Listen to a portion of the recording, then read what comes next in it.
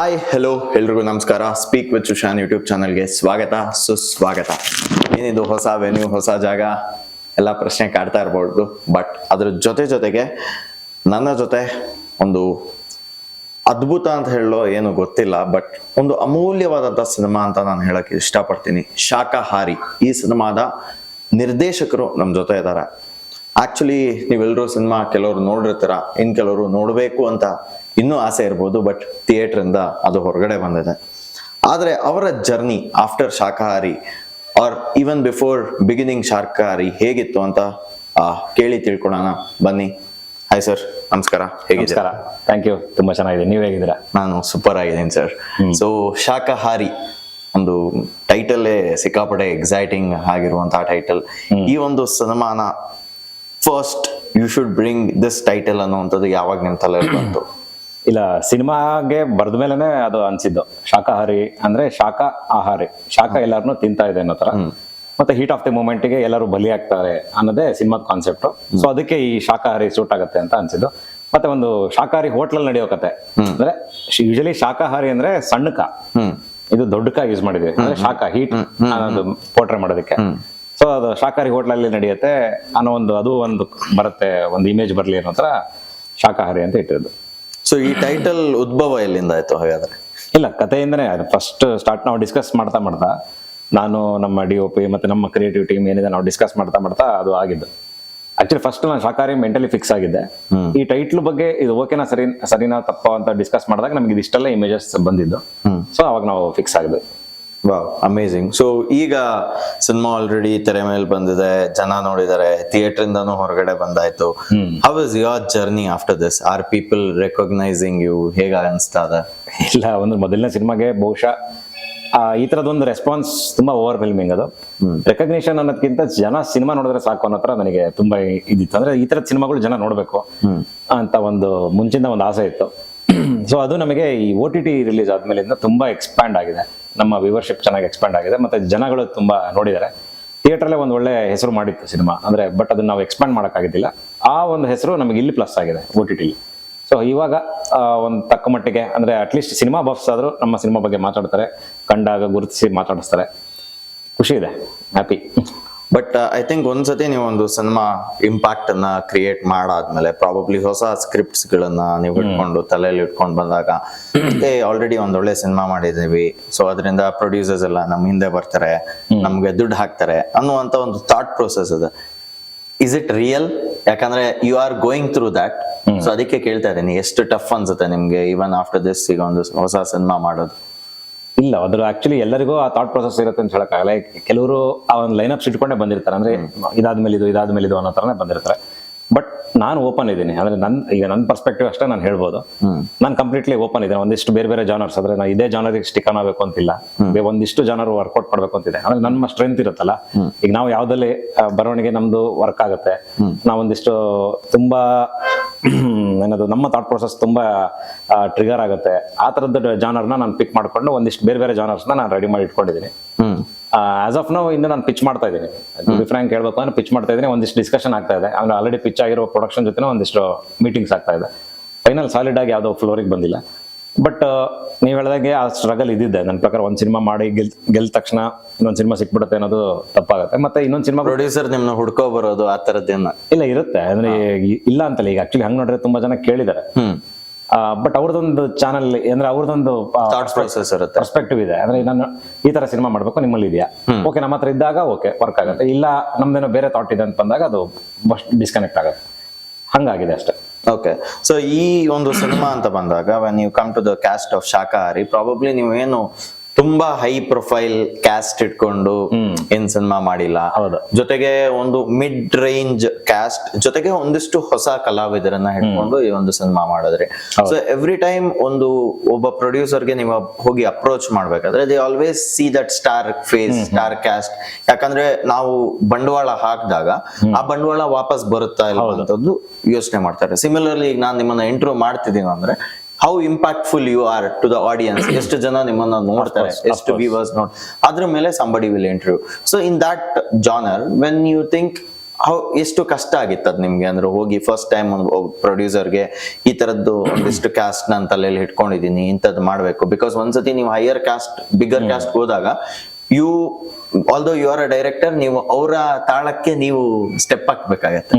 So ಇಲ್ಲಿ ನಿಮ್ಮ ತಾಳಕ್ಕೆ ಒಂದು ಪ್ರೊಡ್ಯೂಸರ್ ಸ್ಟೆಪ್ ಹಾಕ್ಬೇಕು ಅಂದ್ರೆ I think you should create that strong strength in the cinema. How are you able to impress that in the first shot? ಇಲ್ಲ, first shot ಅನ್ನೋದಕ್ಕಿಂತ for that I am very much thankful to producer ಅಷ್ಟೇ. ಅಂದ್ರೆ ಅವರಲ್ಲಿ ಒಂದು ಆ ಸಿನಿಮಾದಲ್ಲಿರೋ ಒಂದು ಸಾಹಿತ್ಯನ ಗ್ರಹಿಸೋ ಶಕ್ತಿ ಇತ್ತಲ್ಲ, so ಅವಾಗ ಅವ್ರಿಗೆ ಅನಿಸ್ತು ಅಂದ್ರೆ ಇಲ್ಲಿ ಕಂಟೆಂಟೇ ಸ್ಟ್ರಾಂಗ್ ಇದೆ, ಆಗ ನಮಗೆ ಇಲ್ಲಿ ಒಬ್ಬ ಒಳ್ಳೆ ಪರ್ಫಾರ್ಮರ್ ಬಂದ್ರೆ ಸಾಕು, ಸಿನಿಮಾ ಗೆಲ್ಲುತ್ತೆ ಅನ್ನೋ ಒಂದು ಥಾಟ್ ಪ್ರೊಸೆಸ್ ಅಲ್ಲಿ ಅವರಿದ್ರು. ಅವ್ರು ಆಕ್ಚುಲಿ ಫಸ್ಟ್ ಕತೆ ಕೇಳಿದಾಗ ಯಾರನ್ನ ಬೇಸ್ ಮಾಡ್ತಾ ಇದೀರಾ ಅನ್ನೋದನ್ನು ಸಹ ಕೇಳಿಲ್ಲ, ಕತೆನೇ ಕೇಳಿದ್ರು. ಫಸ್ಟ್ ಕತೆ ಕೇಳಿದ್ಮೇಲೆ ನೀವು ಹೇಳ್ದಂಗೆ ಏನಾದ್ರು ನೀವು ಎಕ್ಸಿಕ್ಯೂಟ್ ಮಾಡಿದ್ವಿ ಅಂದ್ರೆ ನೀವು ಸಿನಿಮಾ ಪಕ್ಕ ಗೆಲ್ಲುತ್ತೆ ಅನ್ನೋ ಒಂದು ಕಾನ್ಫಿಡೆನ್ಸ್ ಅಲ್ಲೇ, ಒಂದು ಕನ್ವಿಕ್ಷನ್ ಅಲ್ಲೇ ಅವ್ರು ಮಾಡಿರೋದು. ಅದಾದ್ಮೇಲೆ ನನ್ನ ಕ್ಯಾಸ್ಟಿಂಗ್ ನಾನು ಪ್ಲಾನ್ ಮಾಡಿದಾಗ ಅವರು ಕಂಪ್ಲೀಟ್ಲಿ ಓಕೆ, ಎನಿವೇ ನಾನು ಒಬ್ಬ ಹೊಸ ಡೈರೆಕ್ಟರ್, ಇಂಡಸ್ಟ್ರಿಯಲ್ಲಿ ಒಂದು 7 ವರ್ಷದಿಂದ ಕೆಲಸ ಮಾಡ್ತಾ ಇದ್ದೀನಿ, ಬಟ್ ಅವರಿಗೆ ಡೆಬ್ಯೂ ಪ್ರೊಡಕ್ಷನ್, ಅವ್ರ ಇಂಡಸ್ಟ್ರಿಯಲ್ಲಿ ಅಷ್ಟು ನಂಟಿಲ್ಲ. ಸೊ ಅವ್ರು ಕಂಪ್ಲೀಟ್ಲಿ ನನ್ನ ಮೇಲೆ ಡಿಪೆಂಡ್ ಆಗಿದ್ರು, ವಿಶ್ವಾಸ ಇಟ್ಟು ಮತ್ತೆ ಆಮೇಲೆ ನನಗೆ ಕಂಪ್ಲೀಟ್ ಫ್ರೀಡಮ್ ಕೊಟ್ಟಿದ್ರು. ಸೊ ಅದು ನನಗೆ ಆಕ್ಚುಲಿ ಸಿನಿಮಾ ತಕ್ಕ ಮಟ್ಟಿಗೆ ರೀಚ್ ಆಗೋದಕ್ಕಾಗಲಿ ಅಥವಾ ಈ ಮಟ್ಟದ ಒಂದು ಪ್ರಶಂಸೆ ಗಳಿಸೋದಕ್ಕಾಗಲಿ ಹೆಲ್ಪ್ ಆಗಿದೆ. So that's why very much thankful. ಅಂದ್ರೆ ಆ ತರ ನಂಬಿದಾರಲ್ಲ, ಬಹುಶಃ ಒಳ್ಳೆ ಸಿನಿಮಾಗಳಾಗದೆ ಈ ತರದ ನಂಬಿಕೆ ಮೇಲೆ ಅಂತ ನನಗೆ ಅನ್ಸುತ್ತೆ. ಅಂದ್ರೆ ಈ ತರದೊಂದು ಫ್ರೀಡಮ್ ಬೇಕಾಗತ್ತೆ ಒಬ್ಬ ರೈಟರ್ಗಾಗಲಿ, ಒಬ್ಬ ಸಿನಿಮಾ ಡೈರೆಕ್ಟರ್ಗಾಗಲಿ. ಅಂದ್ರೆ ಆ ತರದೊಂದು ಕ್ರಿಯೇಟಿವ್ ಫ್ರೀಡಮ್ ಇದ್ದು, ಬಿಸ್ನೆಸ್ ಪಾಯಿಂಟ್ ಆಫ್ ವ್ಯೂ ಅವ್ರು ಏನಾರು ಇರಲಿ perspective, then it is open. But ಒಂದು ಈಗ ಏನಾಗುತ್ತೆ, ಎಷ್ಟೊಂದು ನಾವು ಓರಲ್ಲಿ ಹೇಳಕ್ಕಾಗಲ್ಲ, ಪ್ರೂವ್ ಮಾಡೋದು ತೋರಿಸ್ಬೇಕಾಗತ್ತೆ. ಹೌದು, ಅಲ್ಲಿ ನಮ್ಮನ್ನು ನಂಬೇಕಾಗತ್ತೆ. ಆ ನಂಬೋದ್ರಲ್ಲಿ ಅವ್ರು ಗೆದ್ದಿದ್ದಾರೆ. ಸೊ ಐ ಆಮ್ ಥ್ಯಾಂಕ್ಫುಲ್ ಅಷ್ಟೇ. That's amazing. So ಈಗ how was your journey going on? ಈಗ ನಿಮ್ಮ ಕೈಯಲ್ಲಿ ಎಷ್ಟು ಸ್ಕ್ರಿಪ್ಟ್ಸ್ ಗಳಿದಾವೆ ಪ್ರೆಸೆಂಟ್, ಮತ್ತೆ ಯಾರ್ಯಾರಿಗಂತ ಸ್ಕ್ರಿಪ್ಟ್ ಮಾಡ್ಕೊಂಡಿದ್ದೀರಾ? ಇಲ್ಲ, ಅದಕ್ಕೆ ಸ್ಕ್ರಿಪ್ಟ್ ನೀವು ತುಂಬಾ ಚೆನ್ನಾಗಿ ಕೇಳಿದ್ರಿ. ಯಾರ್ಯಾರಿಗೆ ಅಂತ ಯಾವತ್ತೂ ಮಾಡಿಲ್ಲ. ಅಂದ್ರೆ ನನ್ನ ಜರ್ನಿ ಏನಿದೆ, ನಾನು ಒಂದು ಒಳ್ಳೆ ಕಥೆ ಹೇಳಕ್ಕೆ ಅಂತ ಬಂದಿರೋ ನಾನು ಬೇಸಿಕಲಿ ಇಂಜಿನಿಯರ್. ಬಟ್ ನೀವು ಇಂಜಿನಿಯರ್, ನಾವು ಇಂಜಿನಿಯರ್. ನೋಡ್ರಿ, ಡೈರೆಕ್ಟರ್ ಆಕ್ಟರ್ಸ್ ಗಳು ಇಂಜಿನಿಯರ್ ಮೀಟ್ ಆಗೋದಾಯ್ತು, ಮತ್ತೆ ಡೈರೆಕ್ಟರ್ ಗಳು ಇಂಜಿನಿಯರ್ ಮೆಕ್ಯಾನಿಕಲ್ ಅಲ್ಲ, ಎಲೆಕ್ಟ್ರಾನಿಕ್ಸ್. ಓಕೆ. ಅಂದ್ರೆ ಉದ್ದೇಶ ಏನಕ್ಕೆ ಇಂಜಿನಿಯರ್ ಅಂತ ಹೇಳಿದಂದ್ರೆ, ಈಗ ಯಾವುದೋ ಒಂದು ಅಂದ್ರೆ ಈ ತರ ಇವ್ರಿಗೆ ಮಾಡ್ಬೇಕು ಅಥವಾ ಈ ತರದ್ ಯಾವುದೋ ಒಂದು ಹಪಾಪಿ ಇಟ್ಕೊಂಡು ಬಂದವನಲ್ಲ, ಇಂಡಸ್ಟ್ರಿ ಮೇಲೆ ಒಲವಿತ್ತು, ಮತ್ತೆ ಕನ್ನಡ ಸಿನಿಮಾದ ಮೇಲೆ ಒಲವಿತ್ತು, ಒಂದಿಷ್ಟು ಕತೆಗಳು ಹೇಳ್ಬೇಕು ಅಂತ ಬಂದನ್ನ. ಸೊ ಹಾಗಾಗಿ ಆ ಕತೆಗೆ ಯಾವ ಪಾತ್ರಧಾರಿ ಸೂಟ್ ಆಗುತ್ತೆ, ಯಾವ ಬಿಸ್ನೆಸ್ ಪ್ಲಾಟ್ಫಾರ್ಮಿಗೆ ಅಂದ್ರೆ ಆ ಬಿಸ್ನೆಸ್ಗೆ ಆ ಕ್ಯಾರೆಕ್ಟರ್ ಅಥವಾ ಯಾರು ಸ್ಟಾರ್ ಹೇಳ್ದಂಗೆ ಅವ್ರು ಸೂಟ್ ಆಗುತ್ತೆ, ಅದು ಮಾಡ್ಕೊಂಡು ಹೋಗ್ಬೋದು. ಅಂದ್ರೆ ಅದಕ್ಕೆ ತಕ್ಕ ನಾವು ಸೂಟ್ ಅಂದ್ರೆ ಕ್ಯಾರೆಕ್ಟರ್ನ ಡಿಫೈನ್ ಮಾಡ್ಕೊಂತೀವಿ. ಬಟ್ ಅಲ್ಟಿಮೇಟ್ಲಿ ಕತೆಗೆ ನಾನು ಪ್ರಾಶಸ್ತ್ಯ ಕೊಡೋದು ಅದನ್ನ ಫಸ್ಟ್. ಸೊ ಅದನ್ನ ಇಟ್ಕೊಂಡು ಯಾವತ್ತೂ ಬರ್ದಿಲ್ಲ, ಅಂದ್ರೆ ಇಂಥವರಿಗೆ ಬರೀಬೇಕು ಅಂತ. ಫಸ್ಟ್ ಕಂಪ್ಲೀಟ್ಲಿ ಕತೆ ಬರೆದು ಸ್ಕ್ರಿಪ್ಟ್ ಮಾಡಾದ್ಮೇಲೆ ಒಂದು ಪ್ರೆಸೆಂಟೇಬಲ್ ಔಟ್ಪುಟ್ ಅಂತ ನಾನು ಮಾಡ್ಕೊಂಡ್ಮೇಲೆ ರೈಟಿಂಗ್ ಅಲ್ಲಿ ದೆನ್ ನಾವು ಡಿಸೈಡ್ ಮಾಡ್ತೀವಿ, ಓಕೆ ಇವ್ರಿಗೆ ಸೂಟ್ ಆಗತ್ತಾ, ಏನಾದ್ರು ಸಣ್ಣ ಪುಟ್ಟ ಚೇಂಜಸ್ ಮಾಡ್ಕೊಂಡ್ರೆ ಇವರಿಗೂ ವರ್ಕ್ ಆಗ್ಬಿಡುತ್ತಾ ಅನ್ನೋ ತರ. ಸೊ ಆ ನಿಟ್ಟಿನಲ್ಲಿ ಒಂದು 13 ರೆಡಿ, 13 ಸ್ಕ್ರಿಪ್ಟ್ ಇದೆ. ಅಂದ್ರೆ ಡಿಫ್ರೆಂಟ್ ಜಾನರ್. ಓಕೆ, ಅಂದ್ರೆ ಡಿಫ್ರೆಂಟ್ ಸ್ಕೇಲ್, ಕಮರ್ಷಿಯಲ್ ಆಗಿರ್ಬೋದು, ಮತ್ತೆ ಆಮೇಲೆ ಒಂದಿಷ್ಟು ಸ್ಟ್ರಾಂಗ್ ಕಂಟೆಂಟ್ ಆಗಿರ್ಬೋದು, ಮತ್ತೆ ಯಾವ್ದು ಡ್ರಾಮಾ, ಮತ್ತೆ ಆಮೇಲೆ life style drama, crime thriller, ಮತ್ತೆ ಆಮೇಲೆ comedy thriller, out and out comedy, ಮತ್ತೆ ಆಮೇಲೆ ಚಿಲ್ಡ್ರನ್ಸ್ ಮೂವಿ. ಸೊ ಈ ತರ ಒಂದಿಷ್ಟು ಬೇರೆ ಜಾನರ್ ನಾನು ಎಕ್ಸ್ಪ್ಲೋರ್ ಮಾಡಕ್ ತುಂಬಾ ಇಷ್ಟ. ಏನೇ ಥಾಟ್ ಪ್ರೊವೋಕ್ ಆದಾಗಲ್ಲ ಅದನ್ನ ಬರ್ದಿಟ್ಕೊಂಡಿರ್ತೀನಿ. ಟೈಮ್ ಆದಾಗೆಲ್ಲ ಅದನ್ನ ಡೆವಲಪ್ ಮಾಡ್ತಾ ಒಂದು ಎಂಡ್ ಟು ಎಂಡ್ ಒಂದು 12 ರೆಡಿ ಇದೆ. ಅದನ್ನ ಅಂದ್ರೆ ಬೌಂಡ್ ಅಲ್ಲ, ಅದೇ ಹೇಳಿದ್ನಲ್ಲ, ಪ್ರೆಸೆಂಟೇಬಲ್. ಒನ್ಸ್ ಯಾರಾದ್ರೂ ಪ್ರೊಡಕ್ಷನ್ ಹೋಗ್ತಾರೆ ಅದನ್ನ ಎಸ್ಟಾಬ್ಲಿಷ್ ಮಾಡ್ಕೊಂಡು ಹೋಗ್ತಾರೆ. ಅಂದ್ರೆ ಅದಕ್ಕೊಂದು ರಿಸರ್ಚ್ ಆಗಿದೆ. ಸೊ ಹಂಗೆ ಮತ್ತೆ ಯಾವ ತರ ಇರ್ತೀವಿ ಅಂತಂದ್ರೆ, ಈಗ ನನ್ನ ಥಾಟ್ ಪ್ರೊಸೆಸ್ ಹೆಂಗಿದೆ ಅಂದ್ರೆ, ಸಪೋಸ್ ಇನ್ನೊಂದು 3-4 ವರ್ಷದಲ್ಲಿ ಅದನ್ನ ಮಾಡಿಲ್ಲ ಅಂದ್ರೆ ಅದ್ರಲ್ಲಿ 1-2 ಸಿನಿಮಾ ಸೈಡಿಗೆ ಎತ್ತಿಡ್ಬೋದು. ಅಂದ್ರೆ ಅವಶ್ಯಕತೆ ಇಲ್ಲ, ಅದು ಗೊತ್ತಿರುತ್ತೆ, ಆ ಟ್ರೆಂಡಿಗೆ ಅದು ವರ್ಕ್ ಆಗಲ್ಲ. ಸೊ ಹಂಗೆ ಈಗ ಆ ತರದ ನೆಕ್ಸ್ಟ್ ಬರೋ ಒಂದು 3-4 ವರ್ಷಕ್ಕೆ ಇದು ಇಷ್ಟು ಸಿನಿಮಾಗಳು ವರ್ಕ್ ಆಗತ್ತಪ್ಪ, ಇಷ್ಟು ಕತೆ ನನಗೆ ವರ್ಕ್ ಆಗತ್ತೆ ಅಂತ ನನಗೆ ಒಂದು ಕನ್ವಿಕ್ಷನ್ ಇದೆ, ಸ್ಟ್ರಾಂಗ್ ಕನ್ವಿಕ್ಷನ್ ಇದೆ ಅಂತ ರೆಡಿ ಇಟ್ಕೊಂಡಿದ್ದೀವಿ. ಸೊ ಎಷ್ಟು ಬೌಂಡ್ ಸ್ಕ್ರಿಪ್ಟ್ ಇದೆ? 4 ಇದೆ. 4 ಬೌಂಡ್ ಸ್ಕ್ರಿಪ್ಟ್. ಹೌದು. ಓಕೆ. ಈಗ ನನ್ನ ಪ್ರಶ್ನೆ ಏನ್ ಬರುತ್ತೆ ಅಂದ್ರೆ, whenever you are in a process of writing ಅಲ್ಲ, ರೈಟಿಂಗ್ ಮಾಡ್ತಾ ಮೇ ಬಿ ಒಂದು 60% ರೈಟಿಂಗ್ ಆದ್ಮೇಲೆ ಈ ಕ್ಯಾರೆಕ್ಟರ್ ಅಥವಾ ಈ ಆಕ್ಟರ್ ಇದಕ್ಕೆ ಸೂಟ್ ಆಗ್ಬೋದು ಅಂತ ತಲೆಗೆ ಪ್ರತಿಯೊಬ್ಬರಿಗೂ ಬಂದೇ ಬರುತ್ತೆ ಜನರಲ್ಲಿ. ಆ ತರದ್ದು ಎಷ್ಟು ಜನ ನಿಮ್ ತಲೆಯಲ್ಲಿದ್ದಾರೆ?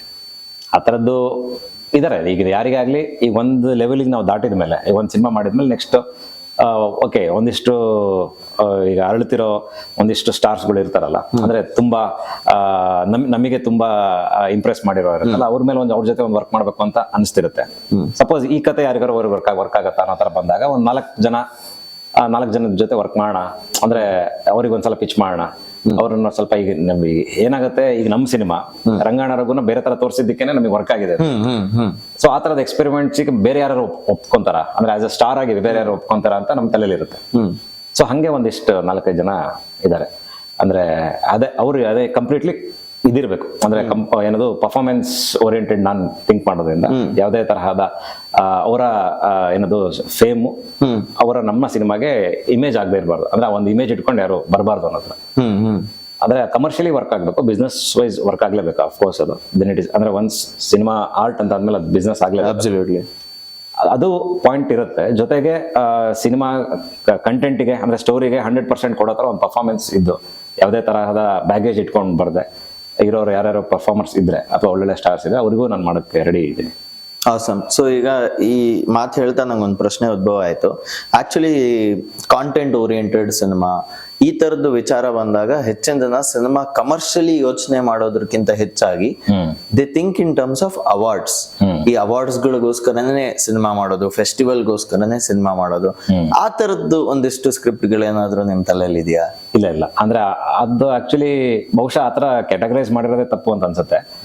ಇಲ್ಲ ಹಂಗಿಲ್ಲ, ಈಗ ಕಂಟೆಂಟ್ ಅಂದ ತಕ್ಷಣ ಅವಾರ್ಡೇ ಆಗ್ಬೇಕು ಆ ತರದಿಲ್ಲ. ಎಷ್ಟೊಂದು ಒಳ್ಳೊಳ್ಳೆ ಕಂಟೆಂಟ್ಗಳೇ ನಮಗೆ ಒಂದು ಕಮರ್ಷಿಯಲ್ ಸಕ್ಸಸ್ ಸಹ ಕೊಟ್ಟಿದೆ. ಅಂದ್ರೆ ಅದು ನಾವು ಹೆಂಗ್ ಪೋರ್ಟ್ರೇ ಮಾಡ್ತೀವಿ ಅನ್ನೋದಷ್ಟೇ. ಈಗ ಅದಕ್ಕೆ ಅಂತಾನೆ ನಾವು ಒಂದು ಕ್ರಿಯೇಟಿವ್ ಚೌಕಟ್ಟು ಹಾಕೊಳ್ಳೋ ಅವಶ್ಯಕತೆ ಇಲ್ಲ.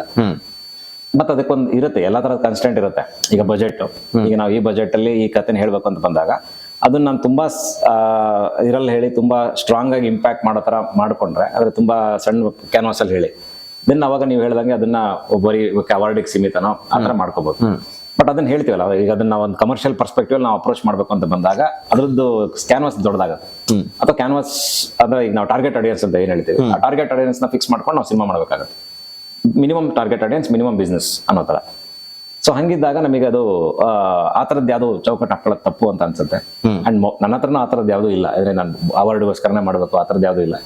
ಎಲ್ಲಾ ಹೇಳಿದ್ನಲ್ಲ, ಎಲ್ಲಾ ಜಾನರ್ಗೂ ರೆಡಿ ಇದ್ದೀನಿ. ಬಟ್ ಪ್ಯೂರ್ಲಿ ಇಂಟು ಥಿಯೇಟರ್ಗೋಸ್ಕರನೇ ಸಿನಿಮಾ, ಥಿಯೇಟರ್ ಕಲ್ಚರ್ಗೆ ರೆಡಿ ಇರೋದು. ಅಂದ್ರೆ ಇವಾಗೆಲ್ಲ ಒಂದೇ ಆಗ್ತಿದೆ. ಈಗ ಈಗ ನಮ್ಮ ಸಿನಿಮಾ ಥಿಯೇಟರ್ ನೋಡೋದಕ್ಕಿಂತ ಹೆಚ್ಚಾಗಿ OTT ತುಂಬಾ ಜನ ನೋಡ್ತಾ ಇದ್ದಾರೆ. ತುಂಬಾ ಜನ ಮಿಸ್ ಮಾಡ್ಕೊಂಡ್ರು ಫೀಲಿಂಗ್ ಬೇರೆ. ಬಟ್ ಸ್ಟಿಲ್ ಅಲ್ಲೂ ಸಹ ಆ ಇಂಪ್ಯಾಕ್ಟ್ ಬರ್ತಾ ಇದೆ ಅಂತಂದ್ರೆ ದೆನ್ ನಾವು ಅದೇ ಹೇಳ್ತೀವಲ್ಲ, ಈಗ ಥಿಯೇಟರ್ ಫೀಲ್ ಬೇರೆ, OTT ಫೀಲೇ ಬೇರೆ. ಬಟ್ ಸ್ಟಿಲ್ ಇಂಪ್ಯಾಕ್ಟ್ ಸೇಮ್ ಅಷ್ಟೇ. ಅಂದ್ರೆ ನಿಮಗೆ ಅದ್ರದ್ದು ಅದಕ್ಕೇನಂತಾರೆ, ಅಲ್ಲೊಂದು ಕ್ಲೋಸ್ ಆಂಬಿಯನ್ಸ್ ಇರುತ್ತೆ, ಇಲ್ಲೊಂದು ಡಿಸ್ಟರ್ಬ್ಡ್ ಆಂಬಿಯನ್ಸ್ ಇರುತ್ತೆ ಅಷ್ಟೇ. ಬಿಟ್ರೆ ಇಂಪ್ಯಾಕ್ಟ್ ಸೇಮೇ ಇದೆ ನನ್ನ ಪ್ರಕಾರ. ಐ ಥಿಂಕ್ ಎಷ್ಟೊಂದು ಜನಕ್ಕೆ ಈಗ ಈ ಇಂಟರ್ವ್ಯೂ ನೋಡ್ತಾ ಅನ್ಸಿರ್ಬೋದು ಆ 4 ವ್ಯಕ್ತಿಗಳು ಯಾರು ಅಂತ. ಯಾಕಂದ್ರೆ ಪ್ರತಿಯೊಬ್ಬರಿಗೂ ಶಾಕಾಹಾರಿ ಅನ್ನುವಂತ ಒಂದು ಸಿನಿಮಾ ನೋಡಾದ್ಮೇಲೆ, ಓಕೆ ಅದು ಕೊಟ್ಟಿರುವಂತ ಕಂಟೆಂಟ್ ನೋಡಾದ್ಮೇಲೆ maybe through the director of Shakahaari ಈ ಹೀರೋಗಳು ಹಿಂಗ್ ಕಾಣಬಹುದು ಅನ್ನೋ ಪ್ರಶ್ನೆ ಪ್ರತಿಯೊಬ್ಬರಿಗೂ ಕಾಡ್ತಾ ಇರ್ಬೋದು. ಸೊ ಆ 4 ಜನ ಯಾರು ಅಂತ ಇಲ್ಲ ಡಿಸ್ಕ್ಲೋಸ್ ಮಾಡಕ್ ನಾನು ಅಪ್ರೋಚ್ ಮಾಡಿಲ್ಲಲ್ಲ. ಈಗ ಡಿಸ್ಕ್ಲೋಸ್ ಮಾಡೋದಂದ್ರೆ ಈಗ ನಾನು ಅವ್ರಿಗೆ ಅಪ್ರೋಚ್ ಮಾಡಿ ಅವ್ರೇನೋ ಹೇಳಿದ್ರೆ ಅದು ಹೇಳ್ಬೋದು. ಈಗ ನಮ್ ತಲೆಯಲ್ಲಿ ಇರತ್ತಷ್ಟೇ. ಬಟ್ ಅದು ಸಹ ತಪ್ಪಾಗತ್ತೆ, ಯಾಕಂದ್ರೆ ಅವ್ರ ಅನುಮತಿ ಇಲ್ಲೇ ನಾವು ಅವ್ರ ಹೆಸರು ತಗೊಳ್ಳೋದು ಅದು ತಪ್ಪಾಗತ್ತೆ. ಬಟ್ ಏನೋ ಹೇಳಿದ್ನಲ್ಲ, ನಮ್ಮಲ್ಲಿರೋ ಒಳ್ಳೊಳ್ಳೆ ಪರ್ಫಾರ್ಮೆನ್ಸ್ ತುಂಬಾ ಜನ ಇದಾರೆ, ಅಂದ್ರೆ ಸ್ಟಾರ್ ಕಮ್ ಪರ್ಫಾರ್ಮರ್ ಆಗಿ.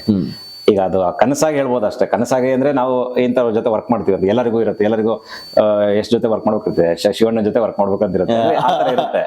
ಬಟ್ ಅದೇ ಹೇಳ್ತೀವಲ್ಲ, ಅಂದ್ರೆ ನಮಗೆ ಆ ಟೈಮಲ್ಲಿ ನಮಗೆ ಯಾರು ಆಕ್ಸೆಸಿಬಲ್ ಇರ್ತಾರೆ, ಮತ್ತೆ ಅವರು ನಮ್ಮ ವರ್ಕ್ ಇಷ್ಟಪಟ್ಟು ಅಥವಾ ನಮ್ಮ ಜೊತೆ ಕೆಲಸ ಮಾಡಕ್ ಇಷ್ಟಪಟ್ರೆ ಕಾಲ ಕೂಡ ಬರ್ಬೇಕು ಬೇಸಿಕಲಿ. ಕಾಲ ಕೂಡ ಬರ್ಬೇಕು. ಆಕ್ಚುಲಿ ಕಾಲ ಎಲ್ಲರ ನನ್ನ ಪ್ರಕಾರ ಕಾಲ ಕೂಡ ಬರುತ್ತೆ.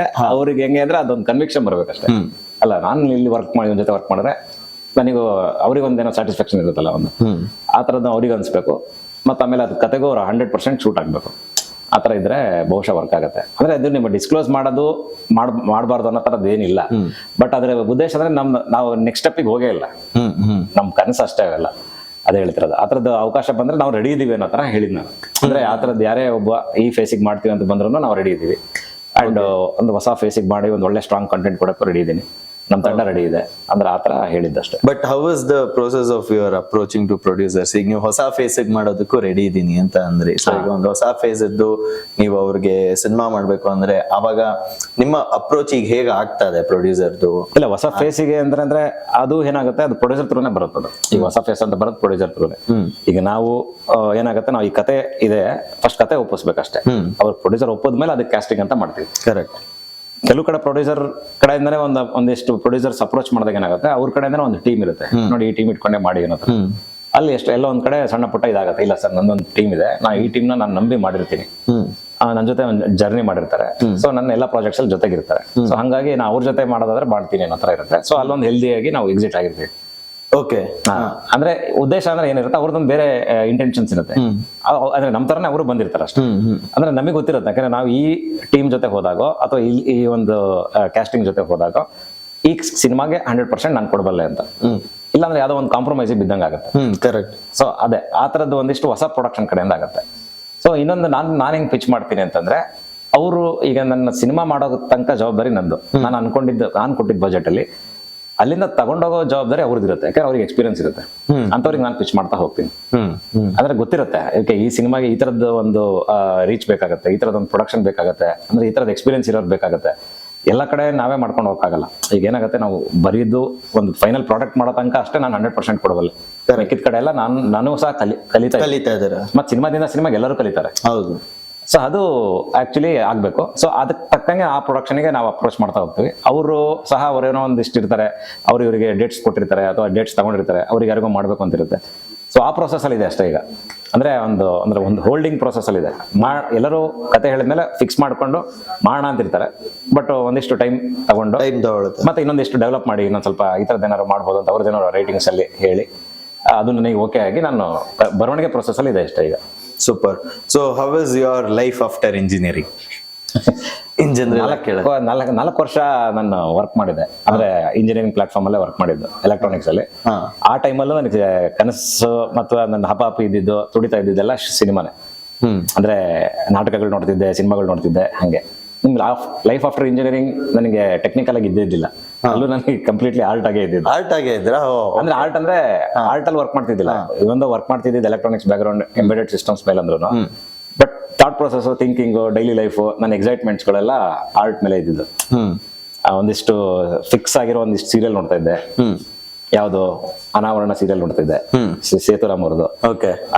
ನಾನು ಆಲ್ ಓವರ್ ಇಂಡಿಯಾ ಓಡಾಡಿದ್ದು, 4 ವರ್ಷ ವರ್ಕ್ ಮಾಡಿದ್ದು. 4 ವರ್ಷ ಇಡೀ ಇಂಡಿಯಾ ಸುತ್ತಿದ್ದು. ಅದು ನನ್ನ ಇಂಡಸ್ಟ್ರಿಯಲ್ IT ಕಂಪ್ನಿ. ಅಂದ್ರೆ ಇಂಡಸ್ಟ್ರಿಯಲ್ ಅಲ್ಲಿ ಇರೋ ಟೆಕ್ನಾಲಜಿನ ನಾವು ಅಂದ್ರೆ ಒಂದಿಷ್ಟು ಮೆಷಿನರೀಸ್ ಗಳನ್ನ ಅವ್ರು ಕೊಡ್ತಾರೆ, ನಾನು ಅದನ್ನ ಆಟೋಮೇಷನ್ ಮಾಡ್ತಾ ಇದ್ದೆ. Basically I am automation engineer. ಅದು ಎಲೆಕ್ಟ್ರಾನಿಕ್ಸ್ ಬ್ಯಾಕ್ಗ್ರೌಂಡ್. ಎಲ್ಲಿ ಇಂಜಿನಿಯರಿಂಗ್ ಮಾಡಿದ್ದು? ನಾನು Nitte Meenakshi Institute of Technology. Oh, ಬೆಂಗಳೂರಲ್ಲಿ. ನಾವು ಮಂಗಳೂರಲ್ಲಿ. ನಾನು ನಿಟ್ಟೆಲ್ಲೇ ಮಾಡಿರೋದು, ಮಂಗಳೂರಲ್ಲಿ. What a coincidence. ಎಸ್, ಅದೇ ಈ ತರ ಇಲ್ಲಿ ಸ್ಟಾರ್ಟ್ ಆಗಿದ್ದು. ಅದೇ ಹೇಳಿದ್ನಲ್ಲ, ಅಂದ್ರೆ ಇಂಜಿನಿಯರಿಂಗ್ ಆದ್ಮೇಲೆ ಇಂಜಿನಿಯರಿಂಗ್ ಐಡಿಯಾಸ್ ಇದೆ. ತುಂಬಾ ಪ್ಯಾಷನೇಟ್ ಆಗಿ ಎಲೆಕ್ಟ್ರಾನಿಕ್ಸ್ ಮಾಡಿದ್ದು, ಪ್ಯಾಷನೇಟ್ ಆಗಿ ಅದರಲ್ಲಿ ಒಂದಿಷ್ಟು ಸೆಲೆಕ್ಟಿವ್ ಸಬ್ಜೆಕ್ಟ್ಸ್ ತುಂಬಾ ಇಂಟ್ರೆಸ್ಟ್ ಕೊಟ್ಟು ಓದಿದ್ದೀನಿ. ಅದರ ಮೇಲೆ ಕೋರ್ ಆಗಿ ವರ್ಕ್ ಮಾಡಿದ್ದು. ಆ ಇಂಜಿನಿಯರಿಂಗ್ ಐಡಿಯಾಸ್ನೇ ನಾನು ಇಲ್ಲಿ ಟೆಕ್ನಿಕಲ್ ಆಗಿ ಇಂಪ್ಲಿಮೆಂಟ್ ಮಾಡ್ಕೊಂಡಿದ್ದು. ಇಲ್ಲಿ ನನಗೆ ಎಡಿಟಿಂಗ್ ಬಹಳ ಬೇಗ, ನಾನು ಆಕ್ಚುಲಿ ಬೇಸಿಕಲಿ ಎಡಿಟಿಂಗ್ ಮಾಡ್ತೀನಿ ನಾನು. ಈಗ ನಮ್ಮ ಸಿನಿಮಾ ಟ್ರೈಲರ್ ಎಡಿಟ್ ಮಾಡಿದ್ದು ನಾನೇ. ಸೊ ನನಗೆ ಎಡಿಟಿಂಗ್ ತುಂಬಾ ಚೆನ್ನಾಗಿ ಗೊತ್ತು, ನಾನು ಫಸ್ಟ್ ಸಿನಿಮಾದಿಂದನು. ಉದ್ದೇಶ ಏನಂದ್ರೆ ನನಗೆ ಅದು ಬಹಳ ಬೇಗ ಅಳವಡಿಸ್ಕೊಂಡೆ ನಾನು. ಏನಕ್ಕೆ ಅಂದ್ರೆ ಈಗ ಇಂಜಿನಿಯರ್ಸ್ ಗೊತ್ತಲ್ಲ, ಮೋಸ್ಟ್ ಕ್ರಿಯೇಟಿವ್ ಪೀಪಲ್. ನೀವು ಇದು ಮಾತಾಡ್ತಾ ನನ್ಗೆ ಈಗ ತಲೆಯಲ್ಲಿ ಏನ್ ಉಳಿತು ಅಂದ್ರೆ, ಜಸ್ಟ್ ಒಂದು 3-4 ಡೇಸ್ ಬ್ಯಾಕ್ ವಶಿಷ್ಠನ ಇಂಟರ್ವ್ಯೂ ಮಾಡ್ತಿದ್ದೆ ನಾನು. ಹಿ ವಾಸ್ ಟೆಲ್ಲಿಂಗ್ ದಟ್ ನಾನು ಆರ್ ಯು ಫ್ರಮ್ ಇಂಜಿನಿಯರಿಂಗ್ ಅಂತ ಕೇಳಿದೆ. ಹೌದು, ನನ್ನನ್ನು ಎಲ್ಲ ಇಂಜಿನಿಯರ್ ತರಾನೇ ನೋಡ್ತಾ ಇದಾರೆ, ಬಟ್ ನಾನು BCA MCA ಮಾಡಿರೋದು. Then he said me, what do you think most, ನಾನು ಡೈರೆಕ್ಟರ್, ನೀವೇ ಸೆಕೆಂಡ್ ಆರ್ ಥರ್ಡ್ ಪರ್ಸನ್ ಅನ್ಸುತ್ತೆ ಇಂಜಿನಿಯರ್ ನಾನು ಮಾತಾಡ್ತಿರೋದು, ಬಟ್ ಆಕ್ಟರ್ಸ್ ಬಂದಾಗ ಒಂದು 20-30 ಜನ they are more than engineers. So he said ಇಂಜಿನಿಯರ್ಸ್ಗೆ ಒಂದು ಕಲೆ ಏನಂತಂದ್ರೆ, they know the entire art of the cinema, technicalities ಪ್ರತಿಯೊಂದು ಅವರಲ್ಲಿ ಗೊತ್ತಿರುತ್ತೆ. ಯಾಕಂದ್ರೆ ಇಂಜಿನಿಯರಿಂಗ್ ಪರ್ಸ್ಪೆಕ್ಟಿವ್ ನ ತಗೊಬಂದಲ್ಲಿ ಹಾಕ್ತಾರೆ. ಇವನ್ ಒಂದು ಟ್ರಾಲಿ ಇಲ್ಲಿಂದ ಹೋಗ್ತಾ ಇದೆ ಅಂತಂದ್ರೆ ಇವನ್ ದಾಟ್ದೇನೋ ಅಂತ. So what do you think your engineering impact is to your direction? ಎಷ್ಟು ಹೆಲ್ಪ್ ಆಗಿದೆ? ಇಲ್ಲ, ಬಹಳ ಹೆಲ್ಪ್ ಆಗಿದೆ. ಹೆಲ್ಪ್ ಏನಂದ್ರೆ ಅದು ನಮಗೆ ಸಬ್ ಕಾನ್ಶಿಯಸ್ಲಿ ನಮಗೆ ಬೇರೆ ತರ ಡ್ರೈವ್ ಮಾಡ್ತಾ ಇರತ್ತೆ ನಮ್ಮನ್ನ. ಈಗ ನನ್ನ ಮೊದಲನೇ ಸಿನಿಮಾ ನಾನು ಶಿವಮೊಗ್ಗದಲ್ಲಿ 2014 ಕಾಗೊಂಡಿತ ಅಂತ ಮಾಡಿದ್ದು. ಅಂದ್ರೆ with in the Shivamogga region ಅಲ್ಲಿ ಒಂದಿಷ್ಟು ಪ್ರೈವೇಟ್ ಶೋಸ್ ಅಲ್ಲಿ ಹಿಟ್ ಆಯ್ತು ಸಿನಿಮಾ. ನಾನು ಯೂಟ್ಯೂಬ್ಗೂ ಬಿಟ್ಟಿಲ್ಲ. ಬಟ್ ಆ ಸಿನಿಮಾಗೆ ಅಂತ ಹೇಳ್ಬಿಟ್ಟು ನಾನೇ ಟ್ರಾಲಿ ಮಾಡಿದ್ದೆ. Creative minds. ನಾನೇ ಕ್ರೇನ್ ಮಾಡಿದ್ದೆ, ಟ್ರಾಲಿ ಮತ್ತೆ ಕ್ರೇನ್ ನಾನೇ ಮಾಡಿದ್ದು. ಅದ್ರ ಉದ್ದೇಶ ಏನಂದ್ರೆ, ಅದ್ ಏನ್ ಕೆಲಸ ಮಾಡುತ್ತೆ ಅಂತ ಗೊತ್ತಾದಾಗ ಅದು ನಾವೇ ಮಾಡ್ಕೋಬಹುದು. ಅಂದ್ರೆ ಕಾಸ್ಟ್ ಕಟ್ಟಿಂಗ್ ಅಷ್ಟೇ. ಕರೆಕ್ಟ್. ಸೊ ಅದು ಬಹುಶಃ ಬೇರೆಯವರು ಮಾಡಕ್ ಆಗಲ್ಲ ಅಂತಲ್ಲ, ಬಟ್ ಜಾಸ್ತಿ ನೋಡಿರೋದು ಇಂಜಿನಿಯರ್ಸ್. ಅಂದ್ರೆ ಆ ತರದೆಲ್ಲ ಸ್ವಲ್ಪ ಕೈ ಹಾಕೋದು, ಕೈ ಸುಟ್ಕೊಳ್ಳೋದು, ಮತ್ತೆ ಒಂದ್ ಸುಟ್ಟೋದ್ರೆ ಇನ್ನೊಂದಕ್ಕೆ ಹಾಕೋದು, ಅಂದ್ರೆ ಆ ತರದ್ ಒಂದಿಷ್ಟು ಟ್ರಯಲ್ ಅಂಡ್ ಎರರ್ಸ್ ಗಳು ಮತ್ತೆ ಎಕ್ಸ್ಪೆರಿಮೆಂಟ್ಸ್ ಗಳು ಮಾಡೋದು ನಾನು ಜಾಸ್ತಿ ನೋಡಿರೋದು ಇಂಜಿನಿಯರ್ಸ್ ಅಲ್ಲಿ. ಮತ್ತೆ ತುಂಬಾ ಜನ ಬೇರೆಯವರು ಸಿಗ್ತಾರೆ, ಸಿಗಲ್ಲ ಅಂತಲ್ಲ, ಬೇರೆ ಆ ತರ ಒಂದು ಪರ್ಸ್ಪೆಕ್ಟಿವ್ ಇರೋರು. ಸೊ ಅಂದ್ರೆ ಕಸದಿಂದ ರಸ ತೆಗಿಯೋರು ನಾವೇ. ಸಿಂಪಲ್ ಆಗಿ ಹೇಳ್ಬೇಕಂದ್ರೆ ಕಸದಿಂದ ರಸ ತೆಗಿಯೋದು. ಅದೇ ಹಿಂದಿನ ದಿನ ಓದ್ಬಿಟ್ಟು 35 ತೆಗಿಯೋರು ನಾವೇ. ಹಂಗೆ ಸೊ ಈ ತರದ್ದೆಲ್ಲ ನನಗೆ ಇದ್ರಲ್ಲಿ ವರ್ಕ್ ಆಗಿದೆ. ಸೊ ಅವಾಗ ಗೊತ್ತಾಗತ್ತಲ್ಲ ಅದ್ರ ಡೈನಾಮಿಕ್ಸ್ ಹೆಂಗ್ ವರ್ಕ್ ಆಗುತ್ತೆ ಅನ್ನೋದು, ಅಲ್ಟಿಮೇಟ್ಲಿ ಕ್ಯಾಮ್ರಾ ಹೆಂಗ್ ವರ್ಕ್ ಆಗುತ್ತೆ ಅನ್ನೋದು ಗೊತ್ತಾಗತ್ತಲ್ಲ. ಸೊ ಇವೆಲ್ಲ ನಮಗೆ ಆಡ್ ಆನ್ ಅಷ್ಟೇ. ಅಂದ್ರೆ ಒಂದು ಥಿಯರಿ ಬಹಳ ಬೇಗ ಈಸಿಯಾಗಿ ಕನ್ವೆ ಆಗುತ್ತೆ ನಮಗೆ. ಯಾವುದೇ ಎಡಿಟಿಂಗ್ ಅಂತ ಬಂದಾಗ, ಮತ್ತೆ VFX ಅಂತ ಬಂದಾಗ, ಕಲರಿಂಗ್ ಅಂತ ಬಂದಾಗ ಒಂದ್ ಶಾರ್ಟ್ ಅಲ್ಲೇ ನಮಗೆ ಅದ್ರದ್ದು ಇನ್ಸೈಟ್ಸ್ಗಳು ಗೊತ್ತಾಗ್ತಾ ಹೋಗುತ್ತೆ.